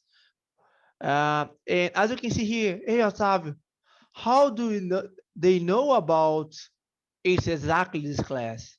Basically because I use the inject point interface from CDI to know, okay, who is declaring here, who is requesting here is the car service, and based on that, I will create a log for this class. And that is it. Okay, so very interesting. and then again, if you request the big decimal to say, okay, we don't use the number anymore. One thing that I forget to say, okay, I put car. The observer? No, the observer, but how to inject. For example, I have a user. Imagine right now I have um, user. Imagine right now that any user has a car, right? And sometimes I don't want to inject by fields. I want to inject by constructor. And that's fine, right? What can I do here is inject by constructor. And you were able to use the inject method. Hey, Otávio, but you said that you don't need here, but at some time you are putting a default constructor here. Basically, it's to keep the legacy. Okay. Unfortunately, they define it's mandatory to keep the default constructor. And what you can do here is just put deprecated here. So deprecated.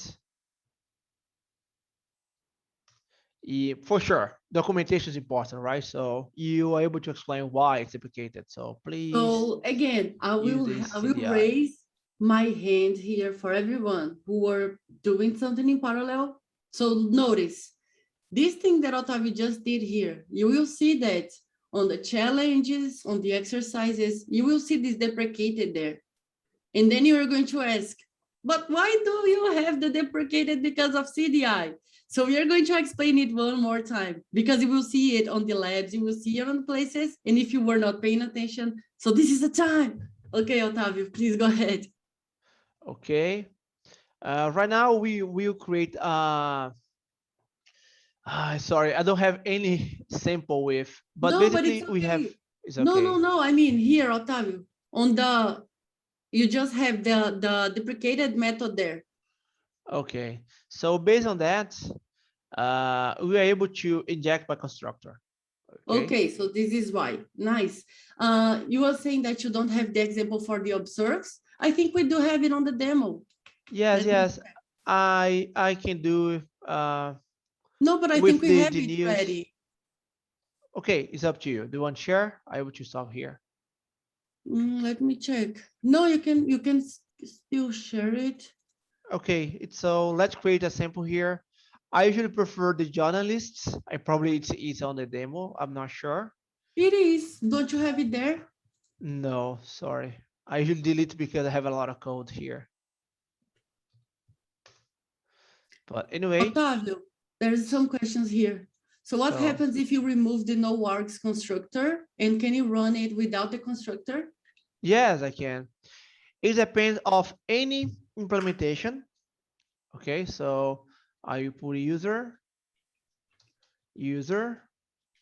container, user,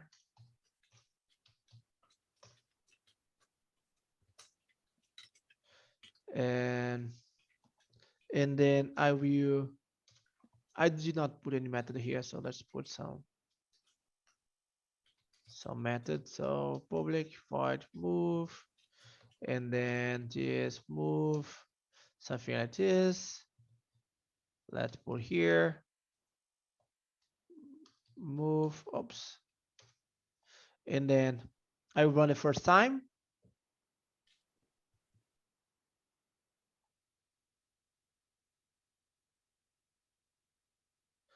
Okay, I have more options. So what I need to do in this case is 1 second here. I'm able to put that as a constructor, but just to make it simple, I will just delete the fiat here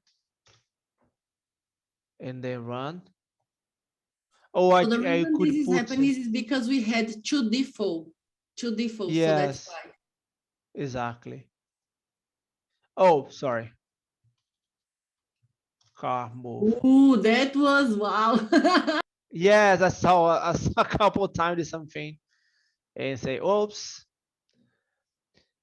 that you should not do. So I move the Ferrari, as you can see here, and then I will remove. It depends of any vendor. I guess, well, they fix it because it's a reference implementation, but I don't remember the right version. So I even able to do this kind of thing here.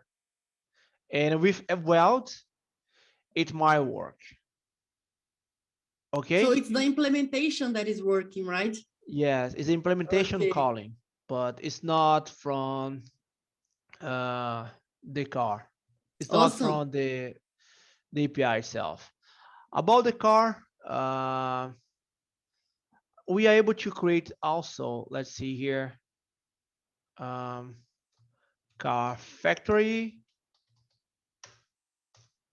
And we are able to observe a car. So public void observes a car. And what you're gonna do is, I forget the name. New car coming. So Coming basically, 1M. okay. Uh, So what are you gonna Alex say? just said when the thing worked there, he was like, yeah, Otavio, you said you like surprises, right? So there you go. The car, the new car has Okay, so arrived. now we are using observes. This is so guys, now we have learned about the injection points, about how we can use the qualifiers. We have learned about how we can produce new beans, how we can destroy them. And now we are going to learn a new annotation that is the observes. So this, remember I told you about all the events? So now check this out. So right now, let's use the instance here of car, cars, and then what you're gonna do is inject any. But imagine right now that to new car, I need to inform to the car factory that the new car is coming. What can I do? I had the option to do it manually. Hey, a new car is coming, a new car has arrived, or create an event to somebody else. Listen to this event, do what they need to do. So people do this a lot today with microservices. You have microservices that are listening to a Kafka broker and they react to the events to do stuff. So this is the same concept, but just with the managed beans. yes, exactly. For new cars. And then what are we gonna do? Car streaming for each new. I'm not sure if I can do that, but let me try. Fire. So basically what I'm gonna do on my car producer, where you define as application scopes, I will do the car car producer, container, select, now you select car producer, and then this producer will generate new cars.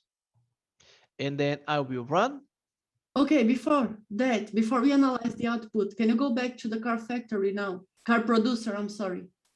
Car producer, yes, So I the can. car producer, we are injecting the list of all types of cars, and we have the car event. So whenever we have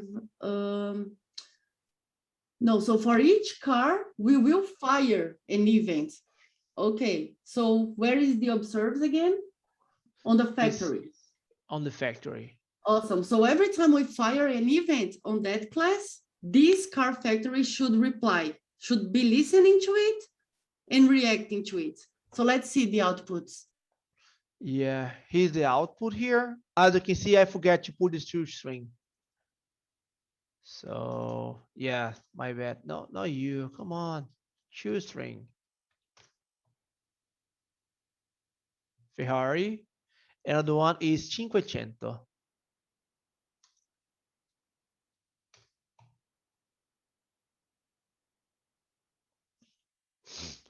And the beauty of events is I'm able to do a better design code. So for example, right now I have my car factory, but imagine right now that, okay, I want to have a news, like a car news, where every new car, or maybe no news, right? Car seller. So this one here, new car has arrived. Because of that, I need to say call to the salesperson. Okay. And as you can see, I put a lot of type here. Sales, it's just one L. And then I will run the event again. And I have one event to a salesperson, and the car has arrived.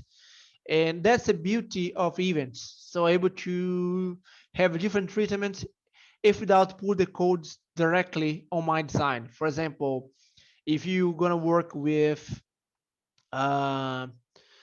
e-commerce, we usually, when we have a new buy, a new product item, we need to say, hey, we need to send an event, we need to send events to the logistical area, we send events to the finance area, we need to do a lot of stuff. But instead of have 1,000 of if in my code, able to just send an event and able to create listeners to this kind of events inside my container. Can you open the car producer just so we can share the scopes that we have in there? Car producer, yeah. So it's application scope, Alex. Do you have questions about why? Do you want to understand something more in here that is not so clear? So who's injecting the event? And that seems to be application scope. Doesn't it need to be like request scope or something like that? So if you have, I don't know, concurrency, you are not overlapping the car event. How is that part working? Oh, that's a good question here. So let's split in two. To the event, it doesn't matter. I can put, for example, here, my car producer, if without any kind of scope, because my observer, one observer to producer, but only to the car. Okay? Repeat that, please. So I know you don't have anything on the car, but the observer what? Okay, I removed the scope because the observer will listen to the car and not to the car producer. So my car factory and my car seller do not care about what's going on to the producer. Go back to the observer. They will care about the car. Go back to the, exactly here. So this is where you're tagging, right, the class on the method. Observes car. That's what you're saying, right? Yes, I'm just listening to the car. For example, if I have my car service, so what is the scope there? Is the scope in the car? Because I think this is the question that he has. Like, what is the scope of these events in case we start having multiple events? The scope of there is no scope in the events, right? I can do something like this. I can come here, car events, file, new car. No, new car, and then new Karina car. They will listen to, oh yes, I can use Lambda here.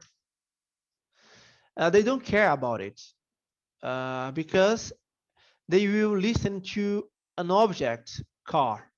Okay.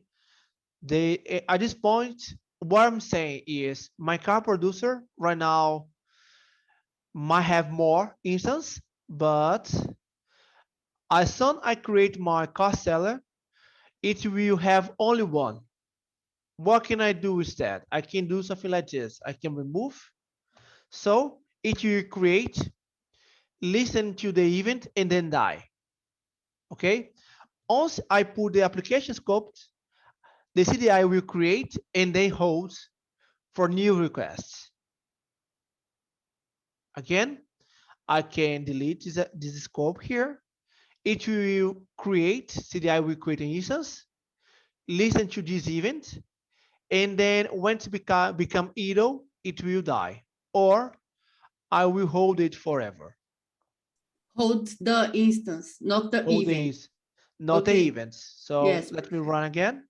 This time with Karina. And as you can see, it's a Lambda event here, where the next time I should put the event. So, but anyway, I can do something like this. Let's run again.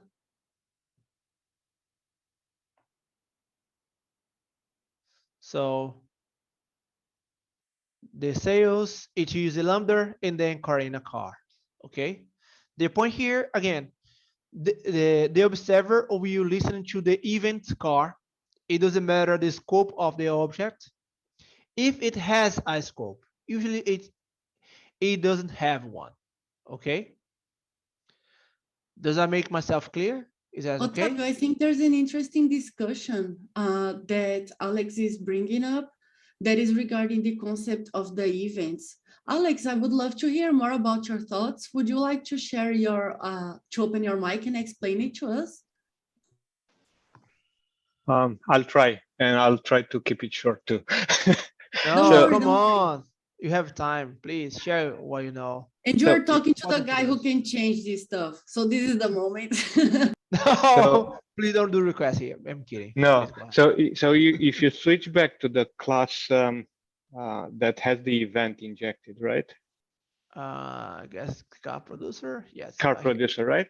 So when I saw event, the class name event, I saw that is the instance of an event that gets triggered, and that made me think about scoping, because for every event, the re-injection would need to happen. But in fact, when I look at event, you call fire on it. So in this case, event is more like a factory to create events rather than an event in itself. So it seems to be a little bit of misnomer for the class, or misleading. Yes. Yeah, that's true. That's true. The reason because that happened because on that time we discussed about reactive API, and we don't use the term publisher, subscriber, and processor because those terms belongs to reactive. That's why we have microstream reactive. And yes, you're right. Maybe this name is not the best one to define this kind of thing.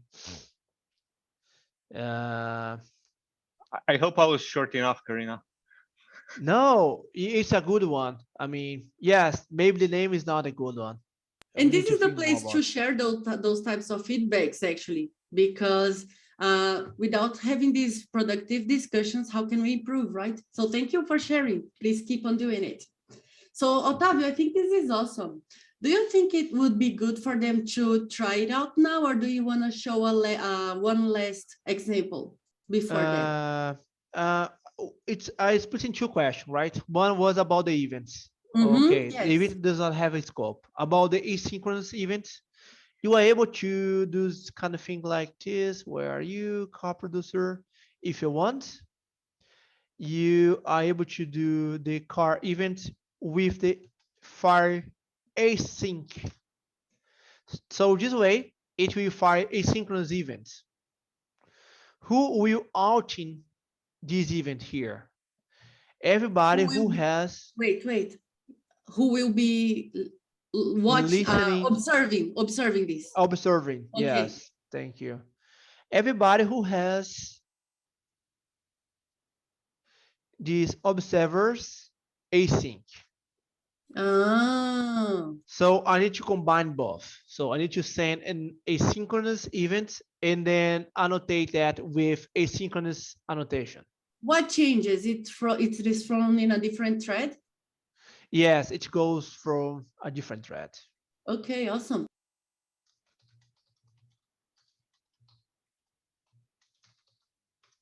Now you.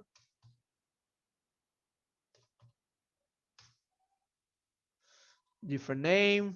And when I go to car factory here, I will launch this guy here. And let's see what's going on.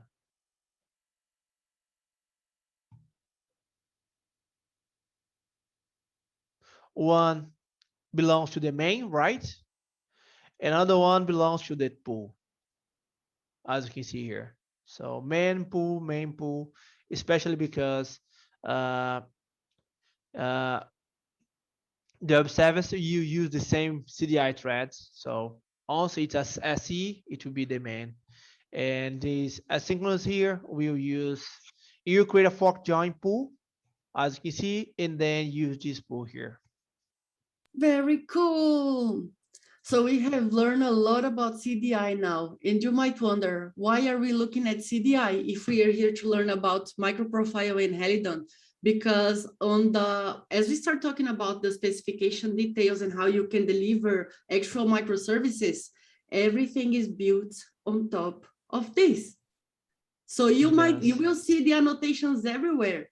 And now you should be able to understand what's going on under the covers. And also deliver these on your applications, right? Yeah, CDI is so powerful. I mean, when you look to Spring at that time, we see what they are doing so good and took from CDI and put in CDI directly, especially aligned more with the object-oriented approach. CDI has much more that we're not able to talk right now. For example, we are able to use interceptors, we are able to use decorators and so on. However, we have the samples directly in the demo. Yeah, can you stop sharing the screen, please? Yes, I do. Thank you so much for this amazing live coding session, Otávio. You are the best. I'm your fan number one. So let me share here what I have for us now. So we have seen Otávio giving us a live coding show now, and we could understand a little bit about CDI. In order to make sure you will learn it, you need to practice, you need to get your hands dirty. So this is what we offer you now. Some time to access workshops.architect4j for number 2. Okay, yeah, I can let you be number 2. The guy's a beast, Alex, you will see. The good thing is we have today and tomorrow to keep on learning from each other. So you can access workshops.architects4j. Oh, by the way, Otávio, we are missing an S here. Architects. Yeah, architect is okay too. Anyway, so this is a page we are just starting. We are improving this as we go. We have one for Payara also, but it's not yet updated to be shown like this. But you are lucky. You are the lucky guys because you already get this all pretty and nicey for you to use. So what do you have in here? You will access this and you will see the environment setup. There's not much in this page. Our goal was just to deliver the exercises for you. The exercises on the top are step-by-step Ctrl-V, Ctrl-C exercises. The challenges, on the other hand, are the type of exercises where you will practice your knowledge. You have some tips, but you don't have the copy-paste type of guide, but you have some guidance. okay? So we will do these labs. You will have time to do the labs. So don't worry to rush and finish everything. Oh my gosh. Also because you have all the solutions. We are all adults here. And if you want to study and you want to learn, you can try the lab. If you just want to look at the solution and forget about everything in 2 hours, it's also your choice. So we highly recommend you to go through the lab, through the lab. You will need what we already told you. And with Helidon, you can, not now for CDI lab, but later on, you can use the Helidon CLI, as I will show you later when we get to the microprofile part. For now, just open this lab here, the context and dependency injection lab. Am I sharing my screen, Otávio? No. No. Ah, come on! You're just letting me talk like, oh my gosh. No one was paying attention. Yes, you said that you are just launching this, so you can repeat it, so you get better at launching it. No one was paying attention. I see you guys. I was paying attention. I was listening to you. So this is the page, workshops.architects.com. The objective is just to have everything about Java in here. As of now, we have Helidon. You have access to the source code. If you want to send some fixes, send a PR, more than welcome. Also, if you just want to file an issue, in case you see some, just file the issue, we will get it fixed. So on the environment, you should have everything already. Don't worry about the Helidon CLI for now. Leave it for later, when we get to the microprofile part. Now, the lab that we will want you to go through is the lab 3. You have here an introduction, some explanation for you to remember, and the hands-on practice. If you have any questions, just let us know. We'll be here following the chat. And now this is your time to make sure you will remember everything that you have just watched. By the way, in this same organization, let me already share this, just so you see, okay? Okay, So in order to get started, you will clone that project that I shared with you, the foundation. Inside this foundation project, you will have the quick start for all the labs, and you will have a solutions folder. In case you need some help, you can come here and check the solution for the lab that you are working on. If you want to just use your search skills, you can also do that. Try as much as possible to deliver the labs, okay? Also, in the same org, we have a lot more content, including the demos. So everything that Otávio has just shown, we have a CDI demo here with a lot of stuff. See, audited stuff, decorators, injections, we have everything in here. So don't worry about taking screenshots and everything else. We have everything open for you, Apache 2 license. Hello, everyone. Hello, hello.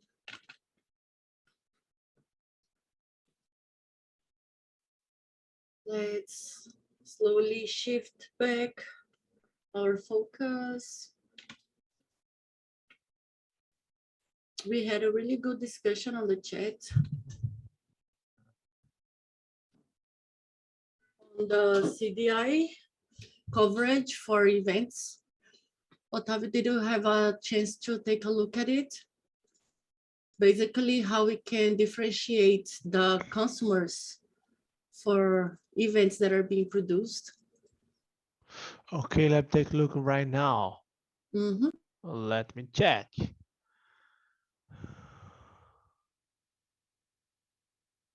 Scenario, select.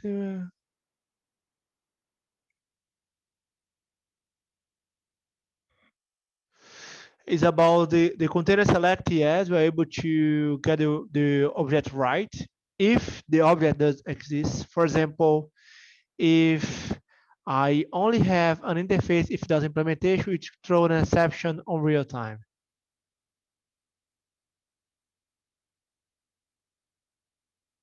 Yes, it will make from a pool. Indeed, it use a map, a kind of map where we have the context as well. Otávio, yes, what? Which question are you reading?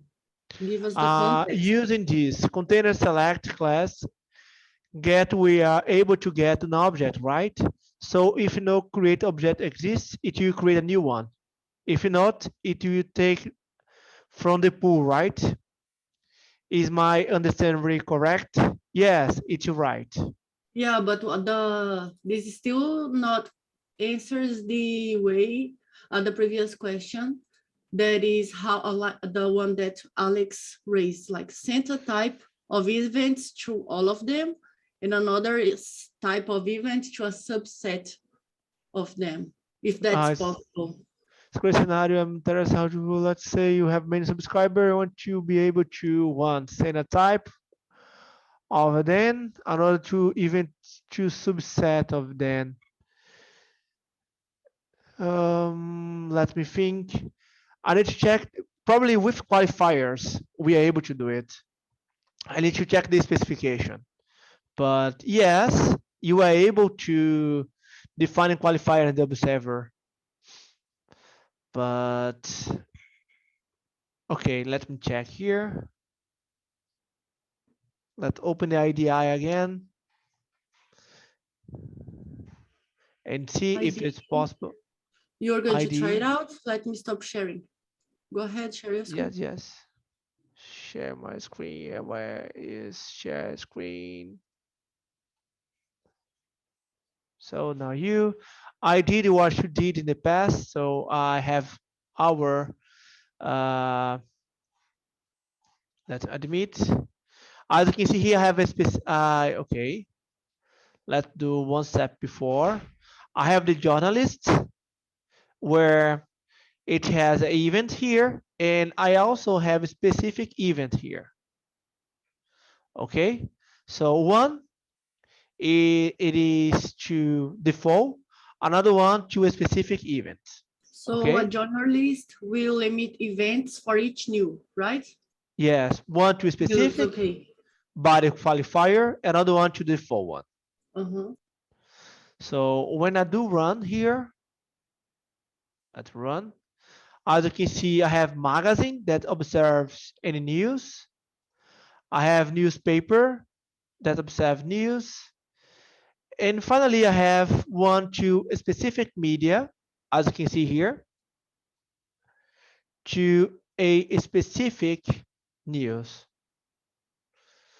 And the news that I post was the Java 7 has arrived. And as you can see here, we got the news from newspaper, the magazine received, the social media has received, the specific media received the specific information, okay? And everybody else will receive anything. So as you can see here, this is specific media will receive only with the qualifier. As you can see, let me show again. And everybody else will be able to receive both with or if without qualifier. Let me show again. So two events. Java has arrived, and then one is to from specific news, the exclusive interview from spec leader.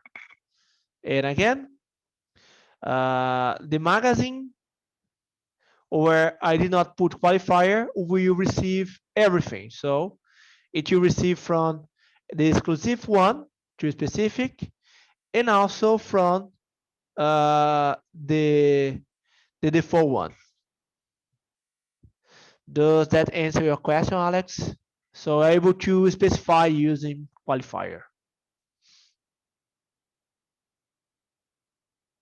And I'm not able to see the chat. Let me stop to share my screen.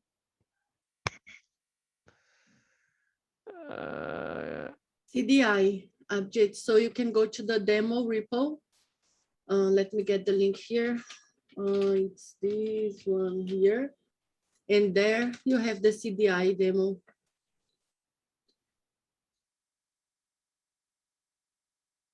So let's check another. Is there any more question, Karina, that I? No. So yeah, Alex, another surprise for you. It works. So yeah, we can maybe help you later on figuring out what didn't work. If you push your code to Git, we can give it a look during the next lab time. Yeah, remember the specification is one thing live, and we did several improvements in the CGI 2.0, especially around extensions and life cycle. And based on that, we should doing things to improve. So maybe you find a corner case that we don't have support yet, and maybe it might be a good opportunity to put that as a specification as well, or as extension to make it possible. Talking about the future of CDI, right now we're looking to CDI Lite. That's basically, as I said, everything goes through runtime, but it has a huge consume of memory, mainly because of reflection that's around. And the CDI Lite will do the same thing, but on the building time. Okay.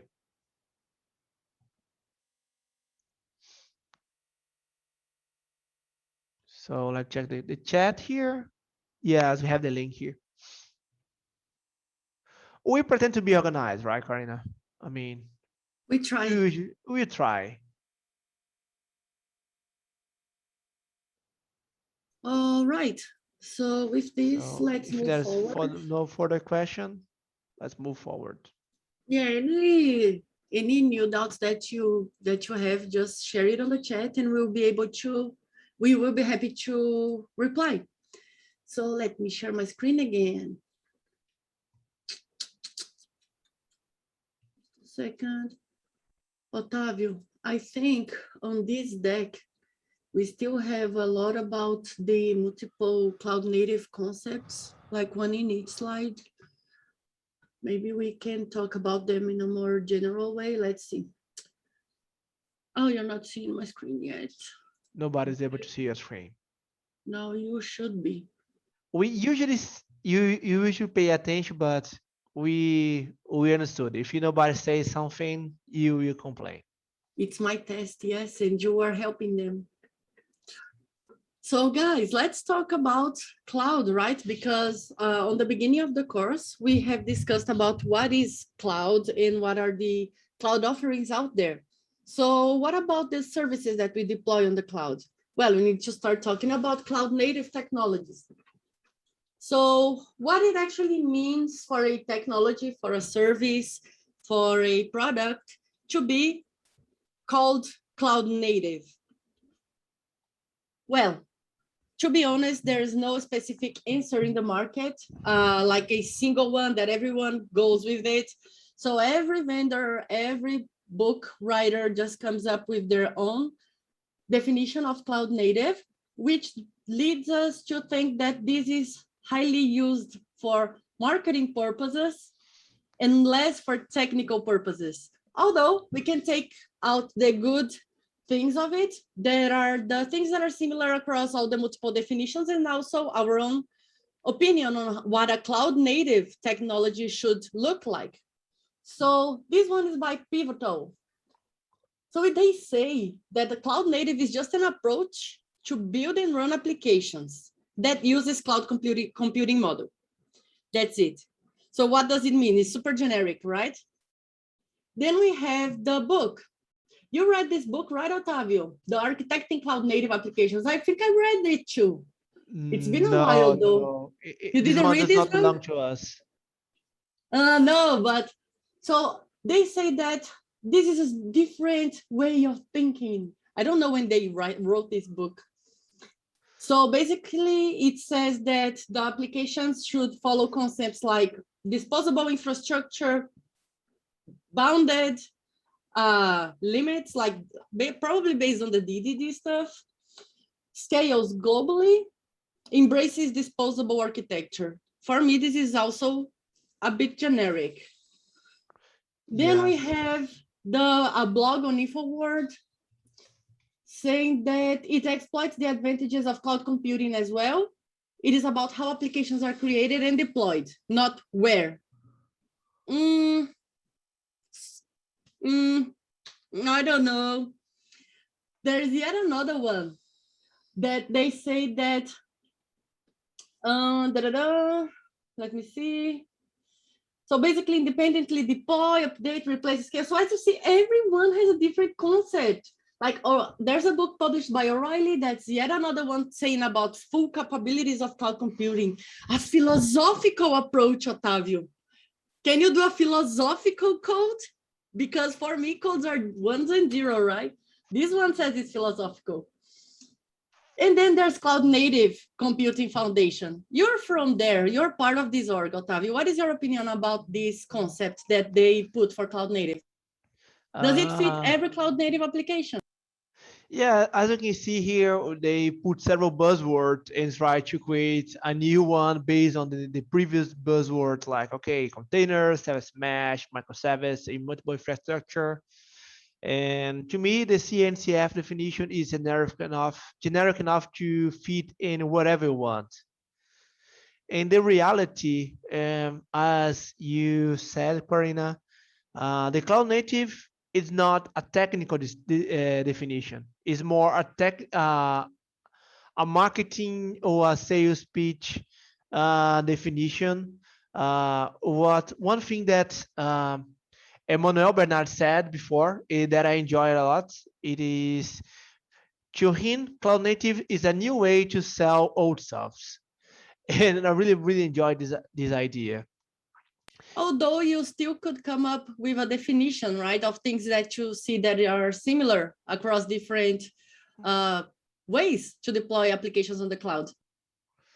Yes. We, after read several articles, we create our own definition that is, okay, a collection of good practices to automate the application in the cloud. So that is cloud native.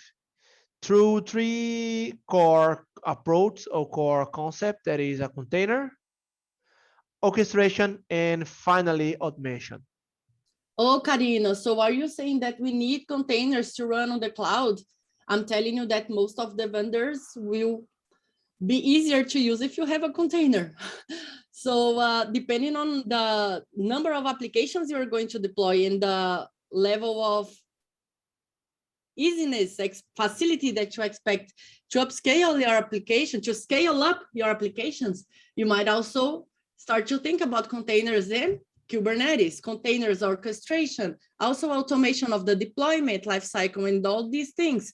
Because as we start to look at cloud native solutions, we start to see people wanting to reduce costs. They want to cut costs because they pay as they use most of the time.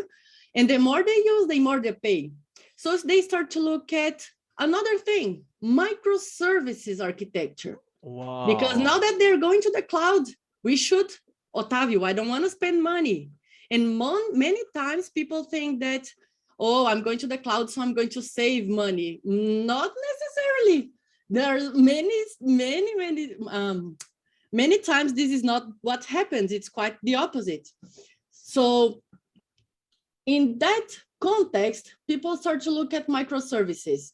We will not drill down on the basic concepts of microservices because you probably have heard about this over and over and over again, because this has already passed the chasm that says that a specific architecture is already being used by the most conservative organizations. So people are using this, it's well established, it's good to go, it's mature. Does it mean it's the solution for everything? Yes, usually not, right? Especially because when you talk about microservice, we are talking about more complexity and more details that we usually don't care, like tests. But when application growing up, if we saw that we made a mistake, you don't care about this point, especially documentation and tests. No, you just see the request from Ravi saying that he needs to handle like things like fault tolerance and REST invocations. these things are not problems in a monolith world, right? So as we start to create more and more services, microservices that are independent from each other, and then deliver their own capabilities in their own scope. I mean, microservices don't write, they will integrate a lot and you will need to handle new problems. So this is expected, right? So how can we address these new problems that come up in the Java world with MicroProfile? Shall we take a look at that, Otavio? Yes, we should, Karina. Otavio, there is one small problem. You know what? Java has more than 25 years now, 25 years old. So before, like in my old days, I didn't have this cloud thing. So this is what I hear. Java is too heavy for the cloud, or Java doesn't fit a microservices world. So how can we deal with this stuff? Because Java is highly specification oriented, because people want the support from the big vendors. So if we don't have products that are supported by the big people, we won't have that many users. So what happened to the Java ecosystem in front of this scenario? That's a good question. What happened with Java? The answer was, okay, let's try different things. Let's create profiles. If you remember the Java EE history, we could see in Java EE 6 that they decided to split up in more pieces. In that time was just 2.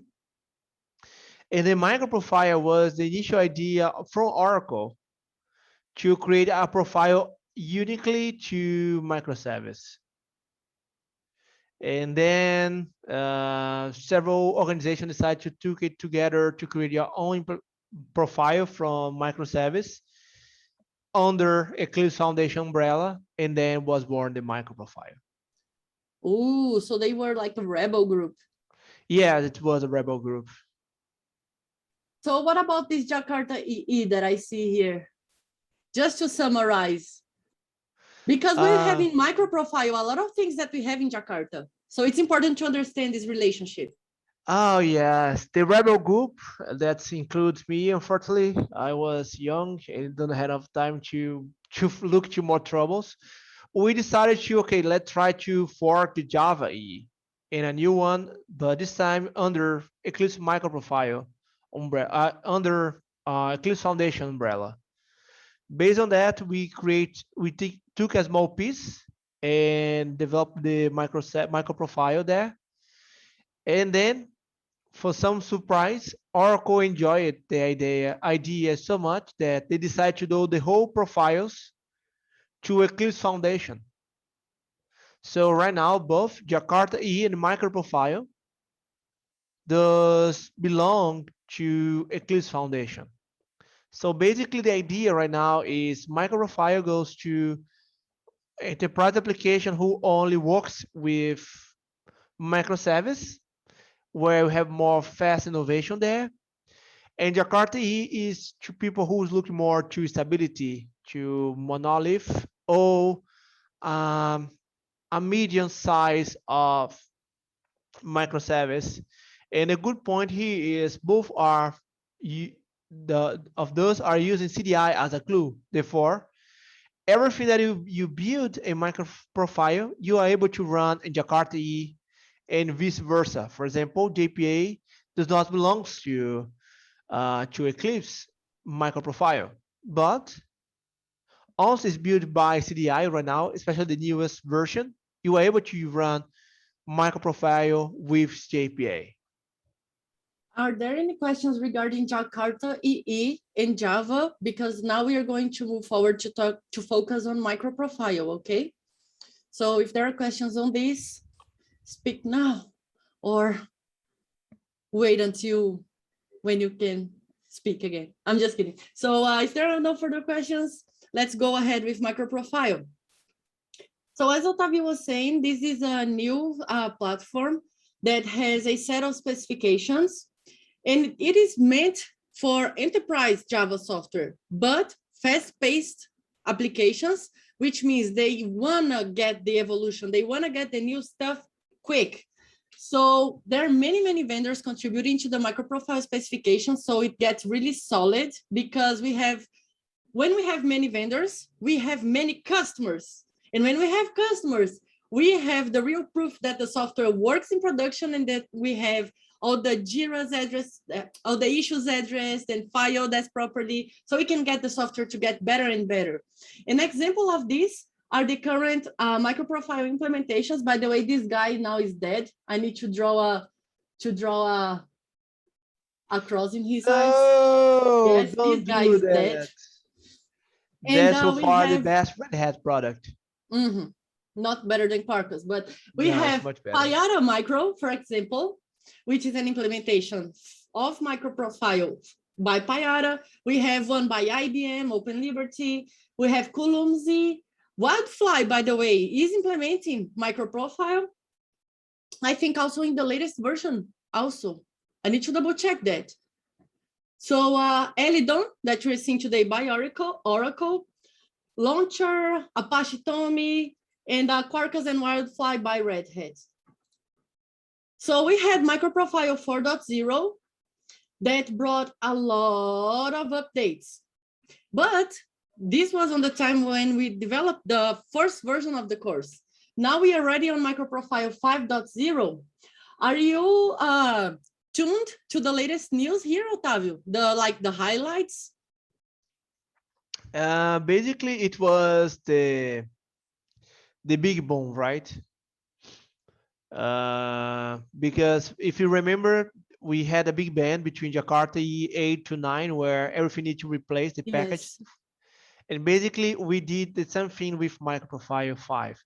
Hey, Otávio, why did you did not put more information than that? Remember, guys, baby steps.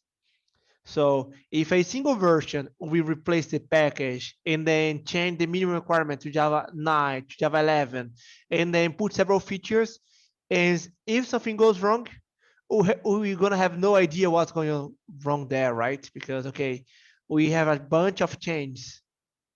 So when you do small steps. Oh my gosh, I just noticed, Otávio. Like the blue ones are the ones that didn't change. So everything changed, every single specification. Mainly because this package. Ah, okay. Okay. Ah, okay, nice. Yeah, but this is good because people don't want to migrate even when it's easy. Imagine this, like it's just like Java 8, right? Oh my gosh. So how do you get started with microprofile?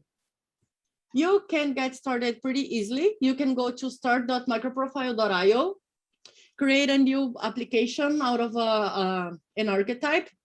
You can use multiple IDs to code, and including command line tooling. So if you go to start.microprofile, you can generate a new application, for example, com.a4j, and then I have my hello demo, and then I will use microprofile 3. That is the one that's supported by the latest where Helidon implements. So if you look, for example, on the 4.0, oh, look, no, it didn't change. 4.0, okay. We don't have here just 3 implementations. For 4.1, only 2, Wildfly, yeah. And there's no 5 here yet. That's fun because there is no Quarkus there, right? It's okay. Quarkus is even faster. So it cannot follow the TCK. It has so much innovation that it just can't follow. It's actually bringing the innovation. Just look at CDI Lite, just saying. So no. This one was thanks to Micronaut, but no fight here. Okay, we can fight later on. Yeah, we can fight later. So when we are creating a new application, we have the option to select some of the specs to be added, like the examples for them. So remember, we have many different specs. So microprofile brings specification, like ways to implement tracing, Open API, which is API documentation, REST client, so you can consume another REST application pretty simply. Configuration, so you can externalize your configuration, you apply in one of the 12 factors, metric, CDI, and many, many more. So back here, I am going to select just a couple of them to show you. So let me select the Open API and the config and the health. And let me download this. This is risky. I tried some of the examples earlier, Otavio, and it didn't work. Let's see if it is going to work, what I'm gonna do, okay? Okay. So I have my hello demo. Let me put it here. Day one. If it doesn't work, it's because the Mac, okay? Just make sure. Because of what? The Mac. Sure. Your system operation. It's easier for you to say that's my Mac, right? Yeah, okay. Because usually it doesn't work and you need to work. Well, at least I can do this. At least I can do this, look. Opa. Do what? I can do this. Wow, Karina, you are just zooming with the scroll, yes. So just stop saying stuff. Okay, okay. Okay, so let's go I guess ahead. it's too much expensive. As long as you're not paying for it, as long as you're not paying for it, it's okay. So let me unzip my application and open it on my IDE. So I have the Hello Demo service. The web page generated a zip file for me, okay? What do I have in this project? Let me open the terminal while IntelliJ is generating it. Notice that since I work with so many different stuff, I don't generally have my Java environment variable set up. So I will set it up now for JDK. Later on, we'll see something even more cool. So let me export this, JDK 11, nice. And let me just use this time to do a Maven clean package in the meanwhile. So let's export this code. What do I have here? I have already the dependency for the parent POM for Helidon. I also have the version for MicroProfile, the dependency to the parent POM, not parent POM, but to the POM. Yeah, that's it. And some plugins. So the application is building just fine. And what do I got? Notice that a microprofile-based application always will bring a microprofile config property. If you are using a different framework, it might be named something different, but you will still have this configuration file, okay? So here, it configured by default the server port, server host, nice, a static path for my index, my HTML, and some properties. What do I have? Why did it put these properties here? Well, one of the specs that we selected was config, but I think we are only going to see config tomorrow. So I will not deep dive on this. I'll basically show you the health check that we will also see tomorrow. But look, just by having a couple of classes, so I have an application. I told you we were going to see CDI during the whole thing. So now we will assume that you already understand about it. So we have a bin here that is the health check. What does it mean to have a health check capability in your service? Basically, it means that you are adapting your application to a orchestrated environment. So if you're deploying this in an environment that needs to know if your service is working, it should be able to do that. So let's check that out.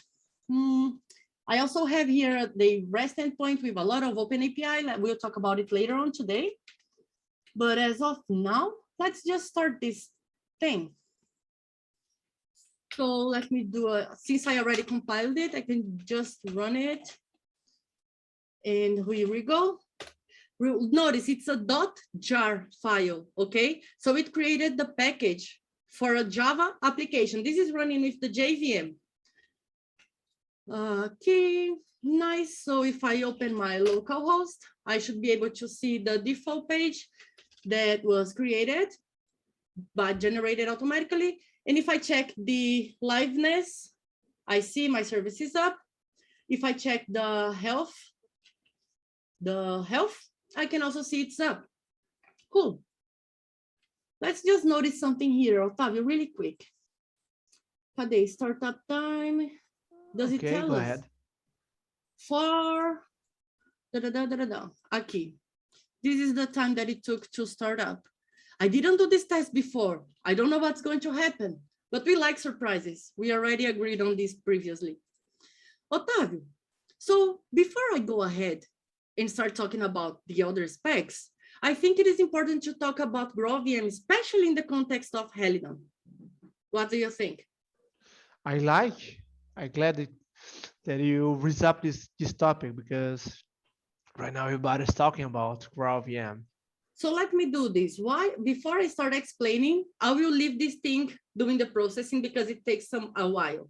So what I will do now, I will change my Java, the Java that I am going to use. So my Java binaries.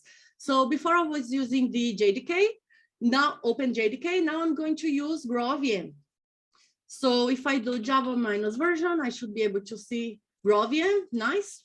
So what I'm going to do now is I'm going to compile this application with a -p native image. What is going to happen now? Let me see if everything is working here, I think. Let me see. No, let me do something. Okay. This thing, it didn't add the profile, but I do have it in another application. I think that's maybe one of the specifications that I chose are not yet enabled. I don't know, but I have another one that I generated that is. I need to check which of these are supported today. Let me see if it's this one, just a second. The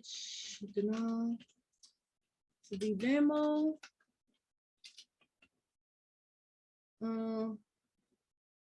I don't know, let me open it.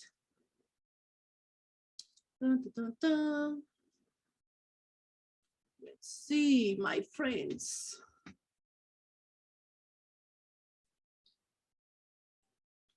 Demo. Okay, let's take a look at this one. Oh, I actually had it here. Let me just find it out.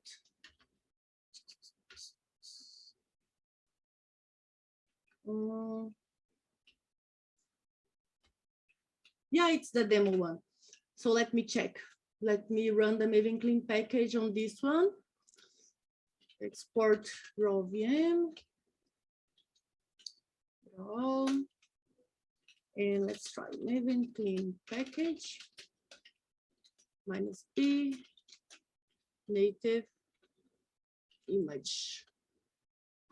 Maybe I'm just writing it wrong. No, it's that. It's correct.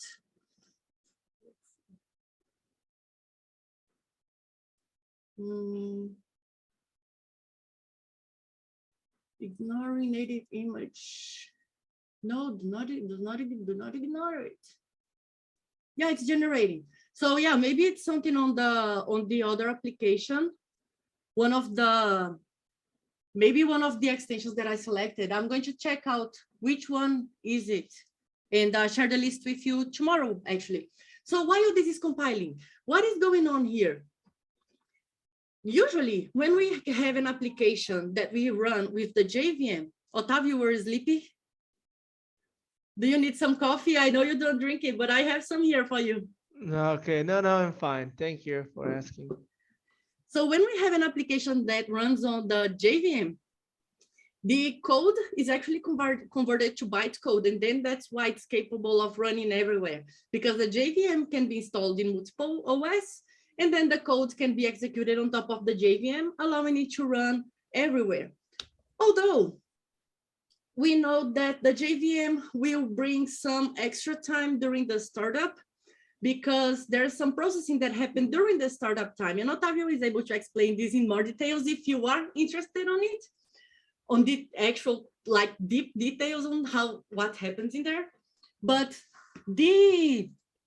when we do ahead of time compilation, we are able to compile these classes, this code, in the actual executable language of that operational system. So here, for example, what is happening is that, and by the way, my processing, my CPU is going to spike now, my CPU consumption, it is spiking. So if you stop listening, just let me know, okay? So yeah, what is happening is that it's doing a lot of the processing that would be done during the startup time. With this, the application can start faster, like in a matter of a blink, okay? So the thing is, of course, it will have changes on the startup time from framework to framework, but this ahead of time compilation allow us to add our Java services into serverless contexts. So we start to talk about how we can have our Java applications that once were known as Java is heavy, Java is not fit for the cloud, as being a technology that can even run as a function as a service.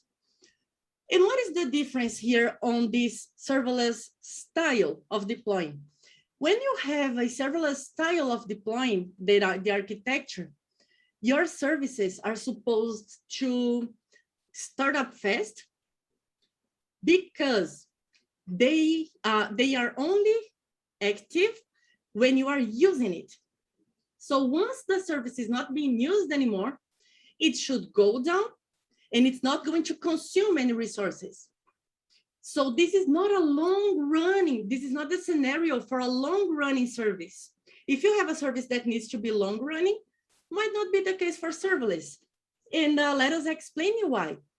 In the big tests, in tests done in big use cases, comparing the JVM usage versus I'm just tired. You see my voice? Let me drink a water. I don't know what's going on with me. Maybe I'm just, I don't know, is it time? All right. So on the last, I think 2 summits ago, 2 Red Hat summits ago, maybe, time flies. We had Amadeus, one of the big air flight companies that they use a lot of Java-based services. And then they agreed, well, my thing's finished there. I'll just play it in a second. So they agreed to do a test and migrate their traditional stack, one of the services that runs in a traditional stack, to run with a framework using JDK, with just-in-time compilation, which is this traditional, and the same service deployed on the same framework, but running with AOT, ahead of time compilation, with GraalVM. Of course, the startup time is incredibly faster because the compilation already happened. But over time, there are optimizations that are done by the JVM that are not available for ahead of time compilation. So you see that long running services over time, they perform better than ahead of time compiled, like natively compiled services running for the same period of time. So if you have services that will run for a short time and you can just deploy it, use it, kill it, nice, serverless. If you need long running and you care about performance, you might think about just-in-time compilation. Otávio, o que foi? What are you loving there? No, do you want to add something? No, basically, that's a good definition, especially because I remember the history about metrics here in my company, because a lot of people decide, okay, let's use GraalVM to everything.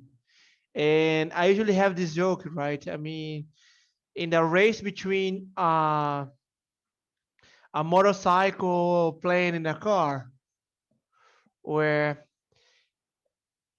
I'm from Brazil, but I'm living in Portugal. It's a pretty similar case to Bruno, where he lives in Europe, and where we are able to see your Twitter, Karina. Ah, okay.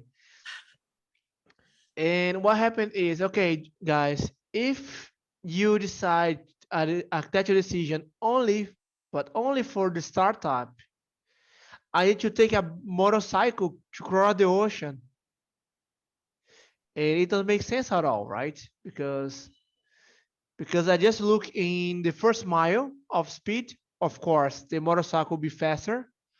But when you talk about several kilometers, several miles, we have different approach, different behaviors we need to analyze better.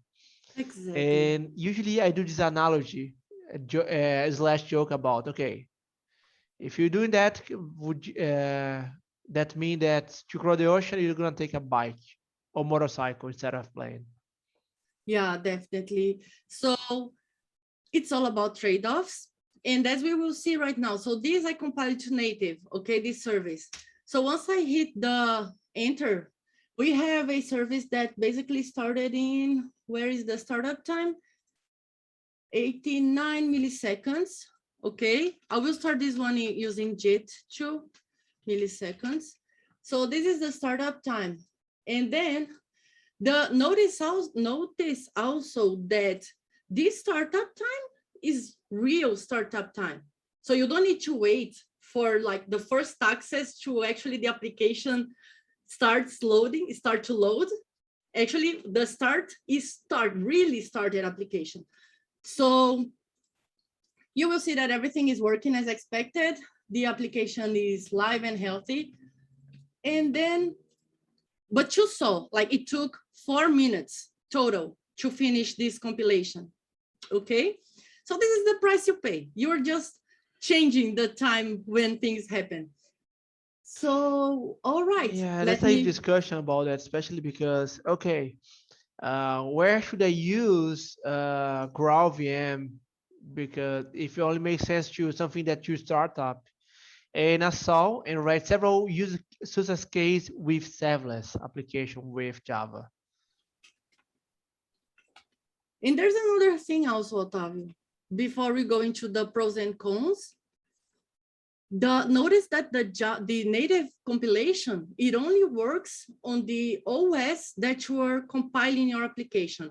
So that executable file, it only works on Mac. So the frameworks, they give some options, a parameter that you add to the Maven package time that you just add a parameter, and it will bootstrap a container to build your native inside a Linux container so that then you can deploy it using a container. So there are workarounds that we can do in order to make things happen. So just to wrap it up, Otávio, I have just finished my Maven clean package using Jet in like 6 seconds. The other one was 5 minutes, and I'm going to run it. This application will take, let's see. Longer, yeah, 3 seconds. 3 seconds, yeah, that's way bigger, way higher than the other, but still acceptable, right? If you have a service that is long running, that over time you would rather have it performing better than just starting up fast, then this might be the use case for you. I wonder if the guys and girls are interested in learning about the deep details on the algorithm optimizations that happen in the JVM during just-in-time compilation versus AOT, or if you are okay to move forward. So no answer means move forward.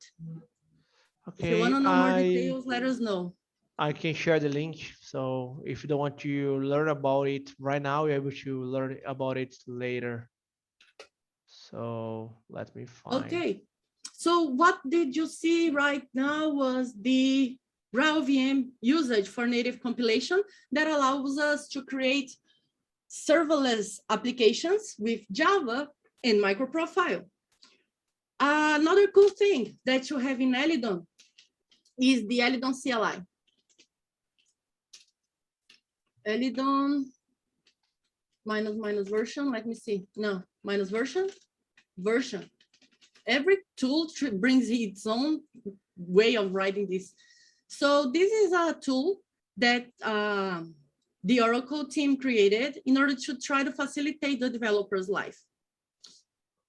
This tool allows us to have, for those who know Quarkus, we have Quarkus Maven Dev, which is the hot reload capability for during development time. So you don't need to stop the server and start it up again. So the same is offered when you use the Helidon CLI. So if I do, for example, I can do Helidon build.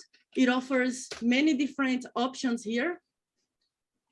So Helidon build, and then it's going to build the application. And then I can do Helidon dev. And by running this, I start what is called by Oracle, the dev loop. So in the Oracle world, this is called the dev loop, okay? So during the dev loop, we can start coding. So let's see here. My application should be accessible. Let me refresh the page. Here we go. And in this endpoint, I have hello world. So let me do just a really, really simple test. And then we can test this stuff like for real on another application during the lab time. This is just to show you what the Helidon CLI is capable of. So if you want, you can download it and use it during your labs. So hello world. Hello attendees, best attendees of the globe. And let's expect that it works. So I hit save, Command S. So now it's doing the hot reload because it identified a change, started it again, and here we go. So I'll just refresh my page and there you go, okay? The hot reload took, let me see, the same amount of time, like 3 seconds also. Let me see, it was actually even a bit more than the startup time, but it's there, which is useful. So you don't have to keep on restarting the server yourself. Nice. So when you go to the labs later on, you will see that we have the options always like, yeah, you run it with Maven or you run with Helidon CLI. It's up to you. In the end, it's just the same. Okay. Nice. Otávio, is there anything you'd like to add? I don't see any questions, so I will just move forward. No, just share the link. So if you want to know more, go ahead. An excellent presentation about GraalVM, Karina. It's fascinating. Thank you. Okay. So, and I am a bit tired today, so thank you for that. So I'm thinking if we do this one is pretty simple. So I guess we will everybody does. Don't worry. I mean, it's about 7 hours in the class, right? So workshops. So if this is your first time creating a microprofile-based application, it is pretty interesting for you to try this simple lab, because you will feel the experience and the difference that it is of when you are comparing a Java EE or Jakarta EE application running on top of a full application server and creating the WAR file, deploying, all those things, right? Configuring the application server. So do this small lab, it's pretty quick, and you will feel how it is, how the developer experience is with microprofile-based applications, and especially Helidon. Each framework has slight differences in between each other that you can only feel as you try them out. So go ahead, try it out. You can download the Helidon Dev, the Helidon CLI. Since this one is pretty simple, we'll give you what, Otávio? 15, 20 minutes? 20? 20 is a good number.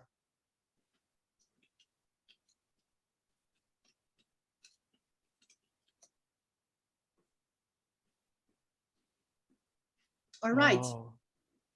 So since there were no questions, we will open now for the getting started with Helidon Lab, available here. So thank you guys again. Hopefully you enjoyed today. The idea is to, this one is the last journey for today, where we will show restaurant microservice. Yes, it's a simple, where we're able to see the core of microprofile. Remember, microprofile is a specialization of Jakarta EE, where it took 3 core pieces from Jakarta EE, CDI that we showed, JAX RS, that is simple, especially if you're familiar with string, and JSON-B and JSON-P, where you, if you are doing correctly, you probably won't see often, that basically to process and bind in JSON. Otávio. Okay, and Before just to highlight, we go ahead. won't cover the persistence layer today. Well, but because that's not planned anyway. We're going to look at it tomorrow. That's what's in the agenda. So there's a question by Ali, like how does the Helidon dev handle HTTP requests? So this one, I'll hold that thought. So then you ask, be it the jar file we ran in the first place, can you run it that way in production? So usually, at least that's what I tend to see more as a trend or a most common way of using. People get this jar and they containerize it so that then the ops people can deploy it as the same way they deploy any other application. So they don't need to worry about the version of Java or the externalization of the configurations or anything like that. So usually when we are working like this, these things go into a container and then they are deployed. If you're deploying it just like this, for example, you can deploy it on Heroku, where you can inform the source code. So you will say like, this is the repository of my application. And they can do a build of that code. So there are other platforms that can do the same thing, like OpenShift, and what is called like source to image. I think you can achieve something similar with Kubernetes if you add some plugins there. But the thing is, in the end, it is always deployed as a container. Not always, sorry. It is most of the time deployed as a container instead of multiple jar files that you're actually running with as a bash scripts on the operational system. Otávio, do you want to add? No, it's right. I never, Alex said, is a tool to restart and what files. So it's not a production product. So you have another ways to do it, like observability, tracing. I usually don't recommend you to follow this CLI to do this kind of thing. Yeah, not to production. That's why it's called Helidon Dev, because they call the dev loop. So they're just trying, this is my personal opinion, and I'm not very up to date to the strategies of Helidon itself with Oracle. But I see that this is something that is becoming available in multiple frameworks in the market, being able to do hot reload for Java applications. So they had to find a way to do it also. And if you want to know more about how it works, like internally, we do have the code here, I think. Where is it? CLI. Let me see. CLI, Helidon CLI. Let me see if they have the code or just the README. Not sure if it is open source. Do you know, Otávio? Yes, it's Helidon is Oracle, but it's a kind of company side Oracle, so they usually have everything open source. Company side? It's when a company is so huge that they need to build a small company side. Side company. Okay. Okay, I'm sorry, Otávio, I'm sorry. Don't worry. Yeah, sorry about it. Okay, I'm just trying to see if they have the code here somewhere. I will have to take a look later to see where is the actual code for the CLI. So the thing is, guys and girls, if you want to know how something works internally, you don't just test it, or you don't go to Stack Overflow. You find the code at GitHub, and then you look how it works. And then you will be sure about how it works. So I'll see if I can find this, and then we will understand exactly what happens there. In prod, they will probably want to add. So why would I do that, Alex? In which scenario, Ali, for example, would you like to do like that? That's not a good practice to do development in production. Yes, we had a company that did that. They usually put the bug mode in production. But it It's was not a even small a bug. company. Like debug is one thing. Development, hot reload development is even worse.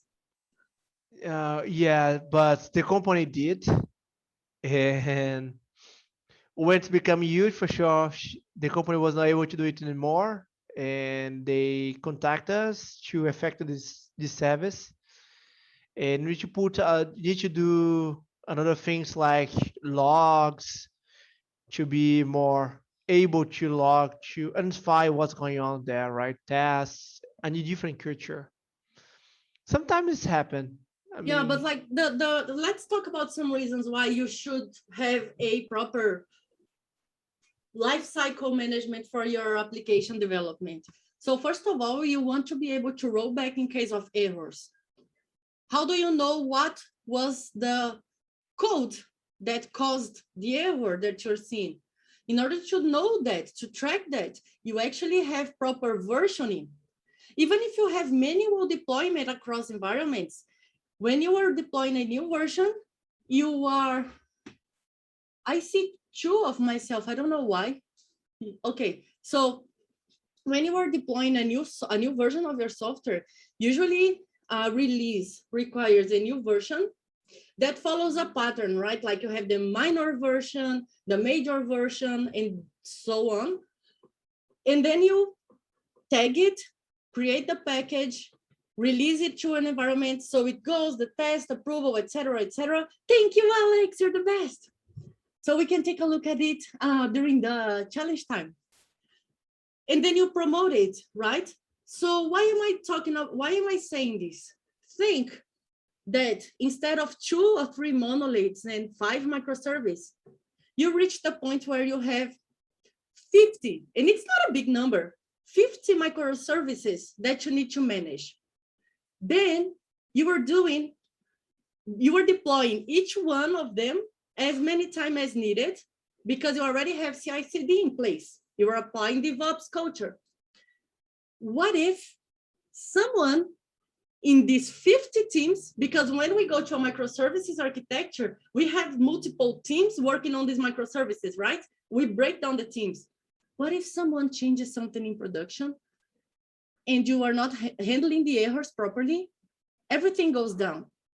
And you don't know which service broke. You don't know what broke, the whole thing.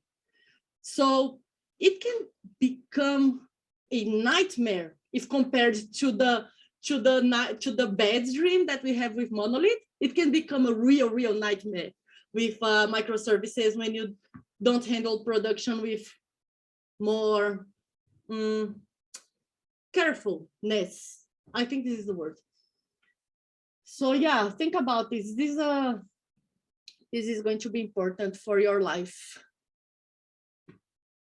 Okay. I will take a look at the code of Helidon while when we start the lab time. Alex, thank you so much for finding it. And then I will actually add it here for who is interested. Okay. So let's take a look at what at the things that Otavio were mentioning before. There are the, oh, and by the way, Ali, it was a good question actually to ask if they have anything on Helidon CLI to use in production, but generally containers should be immutable. There are many practices that are not so fit for that goal in production. Okay, we can talk more about this tomorrow. At the end, we can do a round table and discuss production good practices, for example. Yes. Right. Because especially because it's hard to debugging code on production, right? So we always try to find, and be honest with you, Ali, we don't have a lot of tools to make it possible. Otavio, and in It's production with hard. containers, when a container doesn't work, we kill it and restart it, kill it and restart it. That's Yes. just, it's ephemeral, right? Yeah, because So, sometimes you don't know, and maybe it's a memory leak, but it's cheaper than destroy and create another one than try to understand what's going on there. all right, so let me get started with this for those who want to jump to the exercise. So what we have here is this application. I will start with the application. I want to know, Karina, you again asking us to type things. I am tired, I don't want to type anymore. Well, I need you to type. It's life, it's life. Let me just run this thing. Java -jar, target, and my application. All right. Good. So if you were using your traditional stack, whatever it is, let's say Spring Boot or an application server like JBoss AP, WebLogic, whatever you have, and you need to create a simple backend service, which is a CRUD. It does the 4 operations, actually 5 here. Again, Alex, the 4 to 5 problem. The 4 operations plus 1. That is the get all. And then if you had to develop all of this with proper in-memory persistence, being able to externalize the configurations so that you can just change the variables as you change the environment where you are deploying the application to, properly documenting each endpoint with a description of it, a proper HTTP method call, the input, the expected input, expected outputs that could happen as a result of this invocation, properly documented also in a custom way. Plus, you should be able to do all the validations. So for example, I can try to, this is a backend service for the Acme store. This backend service manages products. If I want to save this product, I am first showing you so you can think how much time you would take to develop this, okay? With the knowledge that you have on the traditional stack. That is more commonly used. Still, but not forever. So if I want to save this product, I am using here a Swagger UI that just allows us to see the endpoints that are available in this service. So it's showing me here the product already with some examples that are also part of my code. And I will save a product that is water, description, nice cold water. And 1 water, okay? I will execute. Wow, it's taking a while, okay. And I get my response. I got a proper response for something that was saved in the database, because each HTTP response, that's what it means to have a RESTful service. You are adopting the right HTTP, that's secret, I'll tell you about it in a second, Alex. So what it means to have a RESTful service, you actually have proper HTTP codes for the inputs and for the outputs. You expect the right operations on the inputs, in the right code for the responses that you give to the client application. Yes, and you are totally right, Alex. The Swagger makes everything beautiful. Sorry, go ahead. Swagger makes everything beautiful. Where did he write this? Yeah, no, he asked about, okay, how can do this page. Okay. So now I have inserted 1 water. Another thing, you are still calculating. You are like the consultant, and Otavio is the owner of the Acme store. He buys the big things that you throw on the coyote.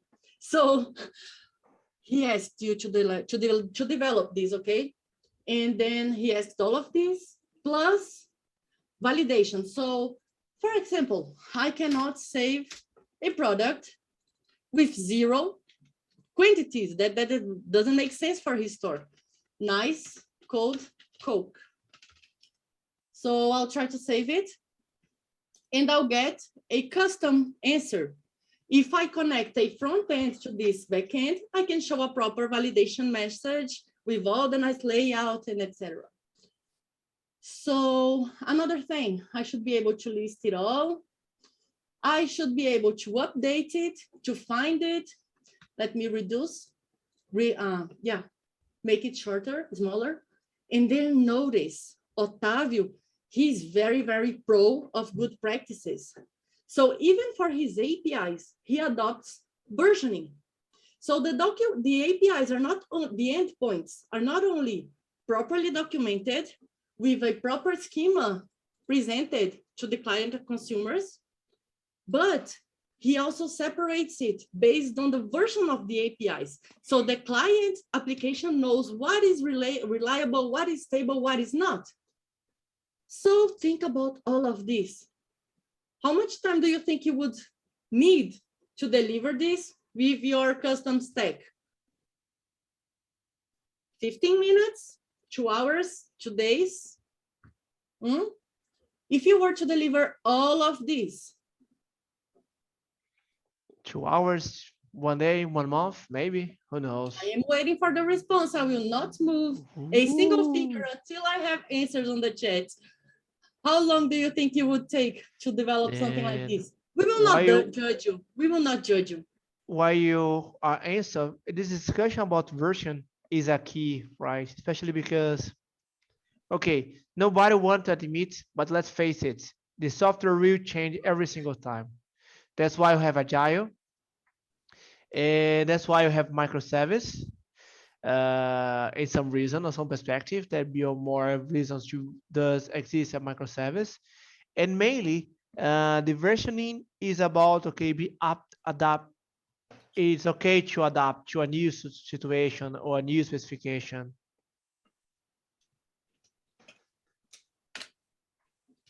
Exactly, Ali. At least a week, like with everything ready to go, with all the documentation, everything that you need, like, because it's not only the API documentation, we need to remember that we need proper documentation. Like there are different levels of documentation. We have a lot of senior people here in architects.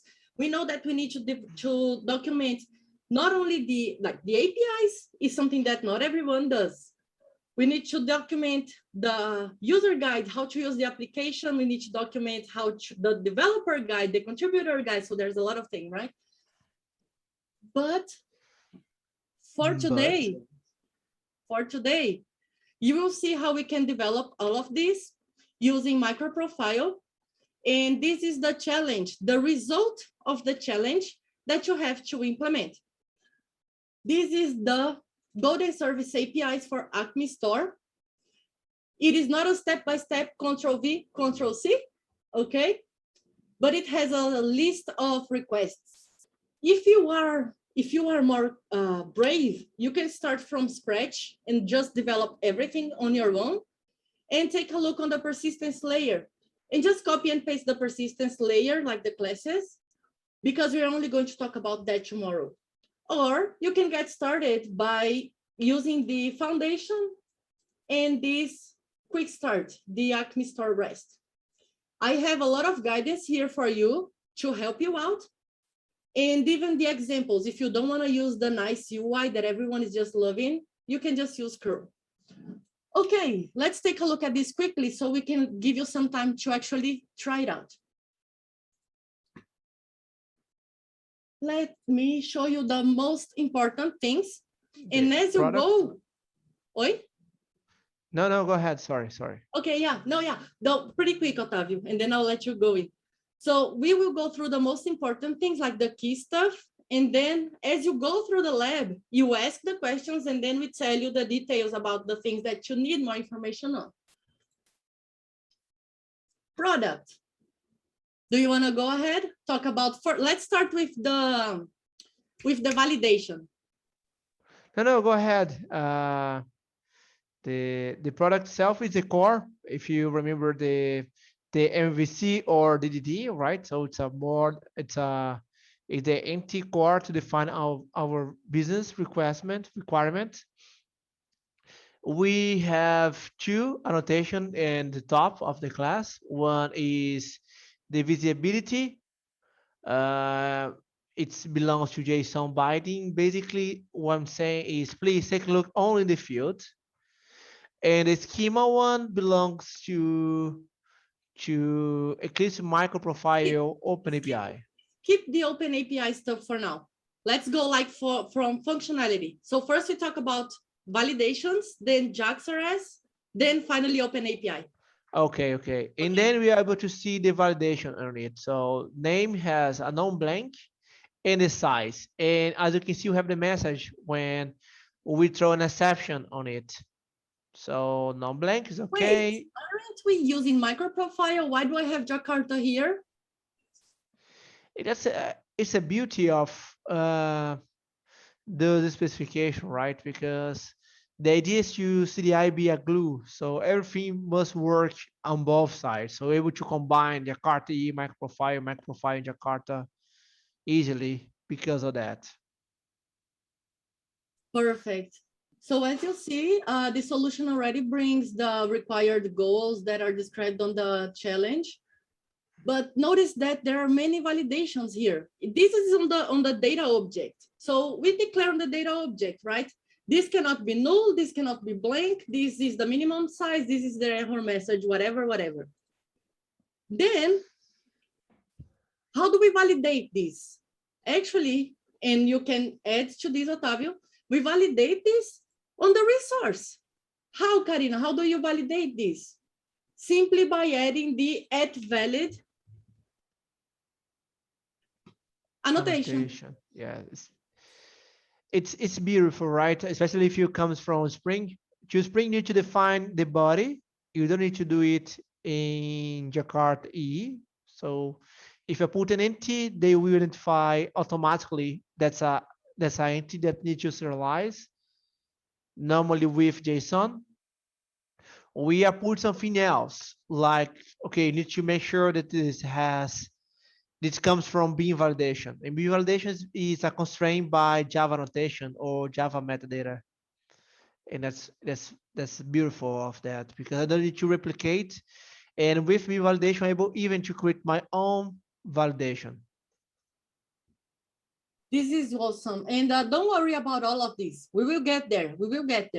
First of all, how do I validate my data objects that are being sent? I showed you that I cannot send, for example, 0 quantity. So how do I do that? A couple of annotations in the data object, @valid in the methods that I need to validate. That's it. Yes. Beautiful. Another point, can I make the data immutable? Yes. And with JSON, we have a constructor with a couple annotations like JSON.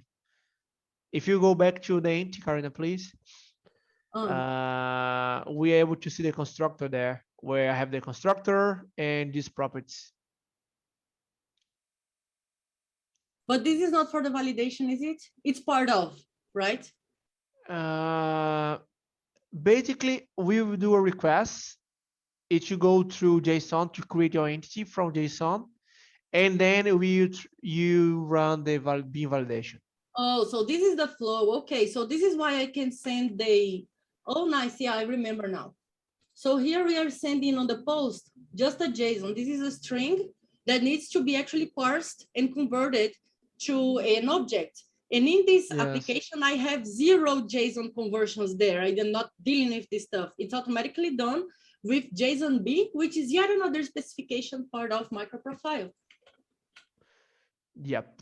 Okay, very cool. So once we've done that was beam validation, easy as that. And then we should talk about how we can create the RESTful service itself. How do we offer these APIs? This one is easy because it's pretty similar to what we've been doing for years now. So all we need to do is add the proper annotation to the method that is going to execute that operation. So for example, in the application, so first of all, what is the path?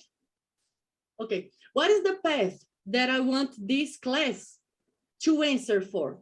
So I want it to answer on /products. So that's how I'm customizing it. Otherwise, I would have to access it without the /products. This is the annotation that is configuring the path for this class. Then I can customize it on the method level. For the get, I don't need any customization for the find all. So when I need to find all, I'll just do a get and it returns everything. That's part of the, if you can look at the glory of REST, which is a maturity model created by Richardson that just shows good practices on REST adoption.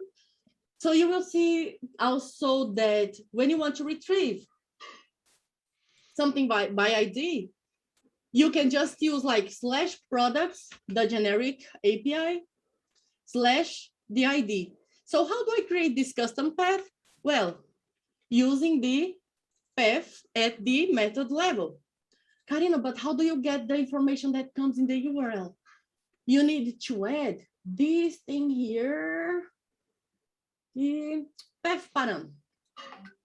So this, you are seeing a lot of stuff in these methods, right? You will understand it all. We are going slow, piece by piece.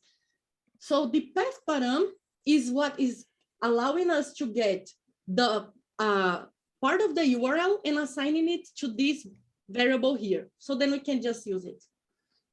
So we have all sorts of annotations like post, put, delete, and many more. Where is it? I don't have the list here. I need to go to, no, I cannot just show the list, unfortunately. So, but yeah, we have for I think most of the important ones, and you can create custom annotations also if you need. If there's a special HTTP operation that is not covered by the specification and you want to use it, you can create a custom annotation. All right. Otávio, anything important you would like to add? The responses. Do you want to talk about the responses? Yes, you can. So basically I have two options here, as you can see in the line 92. You can use, if you wish, the entity itself, or you are able to do like the lines 107 with response. It's a class that represents the response here. So basically in delete, we set status as no content. And on create, do you mind if you go up, Corina, please? We change the status to create it and then return the entity for there. So basically, we have a couple status, the ATP ones. So the idea is, yes, you have the two flavors, return your entity or use response to basically create your custom status, message, whatever you want. Exactly. And if you go to the infra package, also we talk about beam validation. As you can see, we create a custom exception to beam validation. So basically, we have a class that implements the constraint violation exception. We put annotation from JAX RS, their provider one, and then we implement it to convert this exception to response.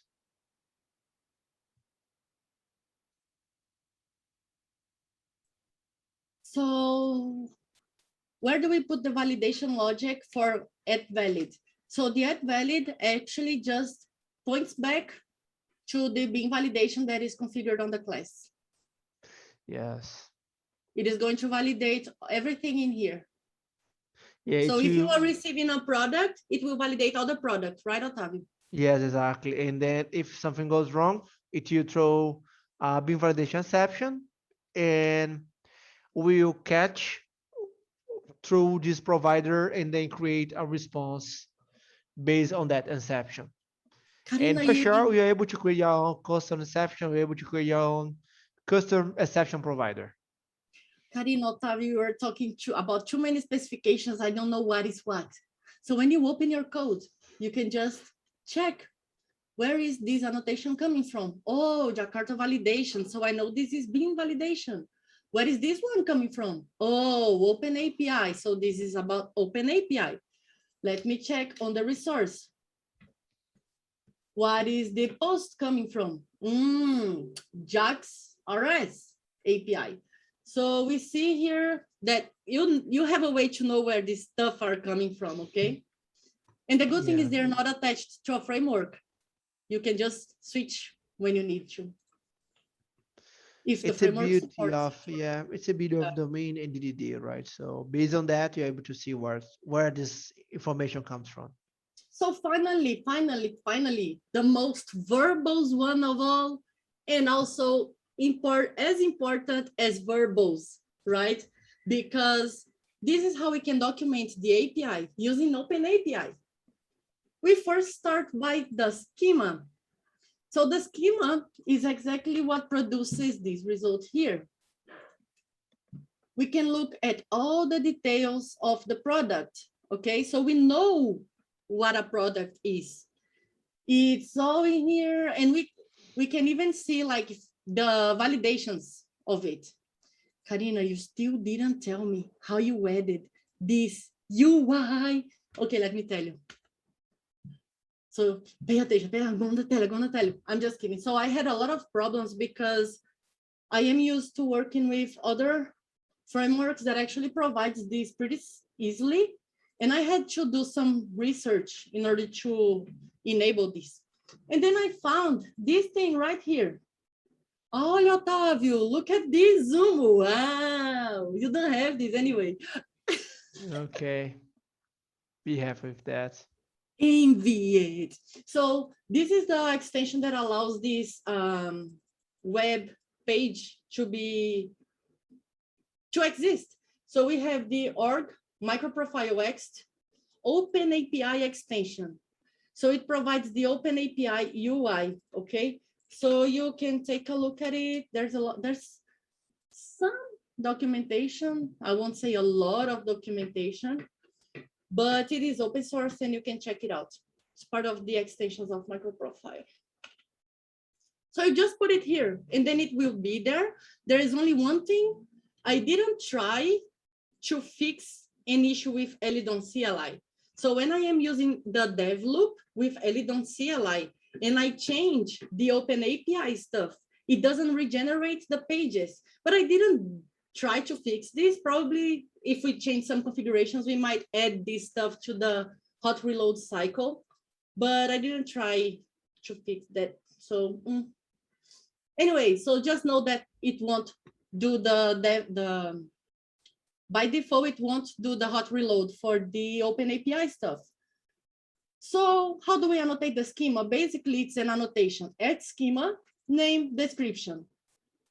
Then you tell if it's required or not, and the example. So remember when I click here on try it out, and it already gives me a result. So let me refresh the page. This is this is coming from the example configuration. So the examples and etc. But that's it. On the data object level, it's just the schema. But this is what will allow a lot of stuff that happens here on the resource.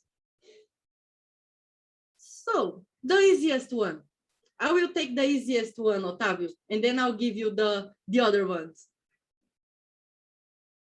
I will take the easiest one to explain, that is add tag.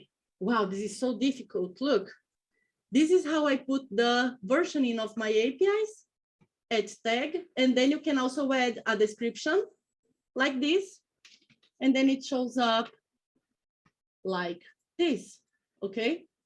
So you can categorize it. Then we have the operations. The operation is basically the description that shows up in here. So I have the save product, and then I know what the save product does. That's just literally documenting. So look, save product, where is it? Save product, it's the summary, and then save a new product, the details here. All right, Otávio, you wanna go ahead and talk about the API responses? Yes, it won't take longer, I promise. The API response is one way to identify, right? As you can see here, to each response, I have one code and one description. So the 2.0 with description, what's going on there. For example, the insert, okay, if it returns 2.0, it's because I create a product. I saved the product correctly. If something goes wrong, I will return it for 500 and so on. So gone up is basically the same, right? So it's not so complex. There And is we have the yeah, there is one that we have an extra configuration, right? For the schema here, where is it? Okay, this one. yes, we have the option to respond with schema. For example, when do file by ID, we're able to return, okay, that we're gonna expect to return. So in this case here, defined by product, it will return a skeleton like a product. So you're able to see, to understand what's going on there. And that Yeah. is it. So this example is the result of this configuration here. So everything is done instead of doing like XMLs and a lot of YAMLs, whatever. We just use annotations and configure everything. Notice the schema. Remember I told you it was going to enable more stuff. So the schema again, we just referenced the product class, okay? The find by ID, we say the parameter here. What is it? What is the schema again? So we can just have it detailed. So that's kind of all. As you see, there's not a lot of code. And then if you want to run this, Take a look and read the code and understand what's going on, try your test. No, if you look at the, yeah, read the code, of course, but let me show you. So on the lab,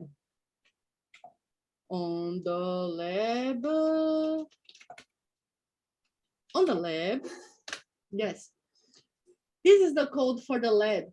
If you clone the foundation,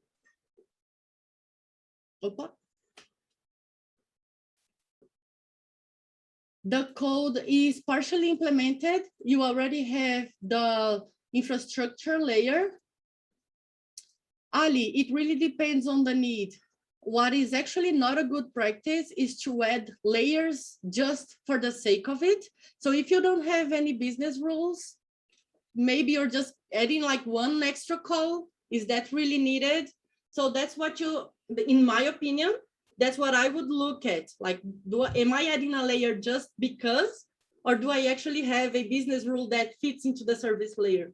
Something that is not for the view and not for the repository. So Otavio, what is your thought on that? I still think about it, but I don't know, to be honest with you, especially when you talk about something like this, because there is huge discussion about where this information should go or should not go.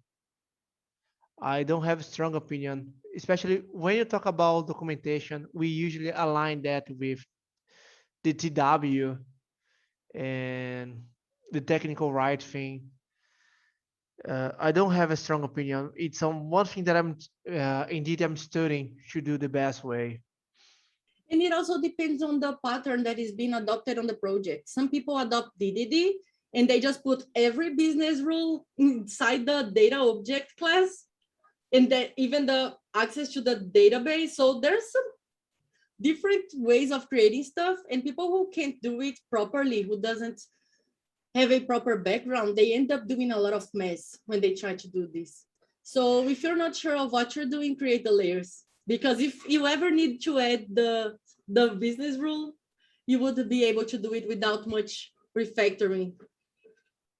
Yeah, when it's simple, it's okay to do this way, but when it's become more complex, it's become a nightmare. No, I have a trauma of that phase where we had facades and services and that. There was so many layers that I was just like, why? So yeah, I don't know if I am a fan of having a lot of facades. Okay, sorry. I'm sorry about this. Let me close this thing. Okay, good. So please check the challenge here and notice that tomorrow we will talk about a lot more specifications and a lot more functionalities, and we will open the day by analyzing the results of your challenge implementation. So you can use this time to create it from scratch or to implement it without actually looking at the results. So you can show your way of doing stuff. You can send it to us via email. We can share it without telling the name if you prefer to keep it low key, or we can also share the name if you want. Usually when we give this training, people like it a lot because we can see some stuff and also debate with you, like, why is this a good practice? Why is this not so good? How can it be enhanced? So feel free to implement it and send it over to us via email. Let me share. Otávio, which is your preferred email? So copy the both of us so we can take a look before the session tomorrow. Just push it to Git, and we should be able to start the day by reviewing a challenge if you want to implement it. Yes.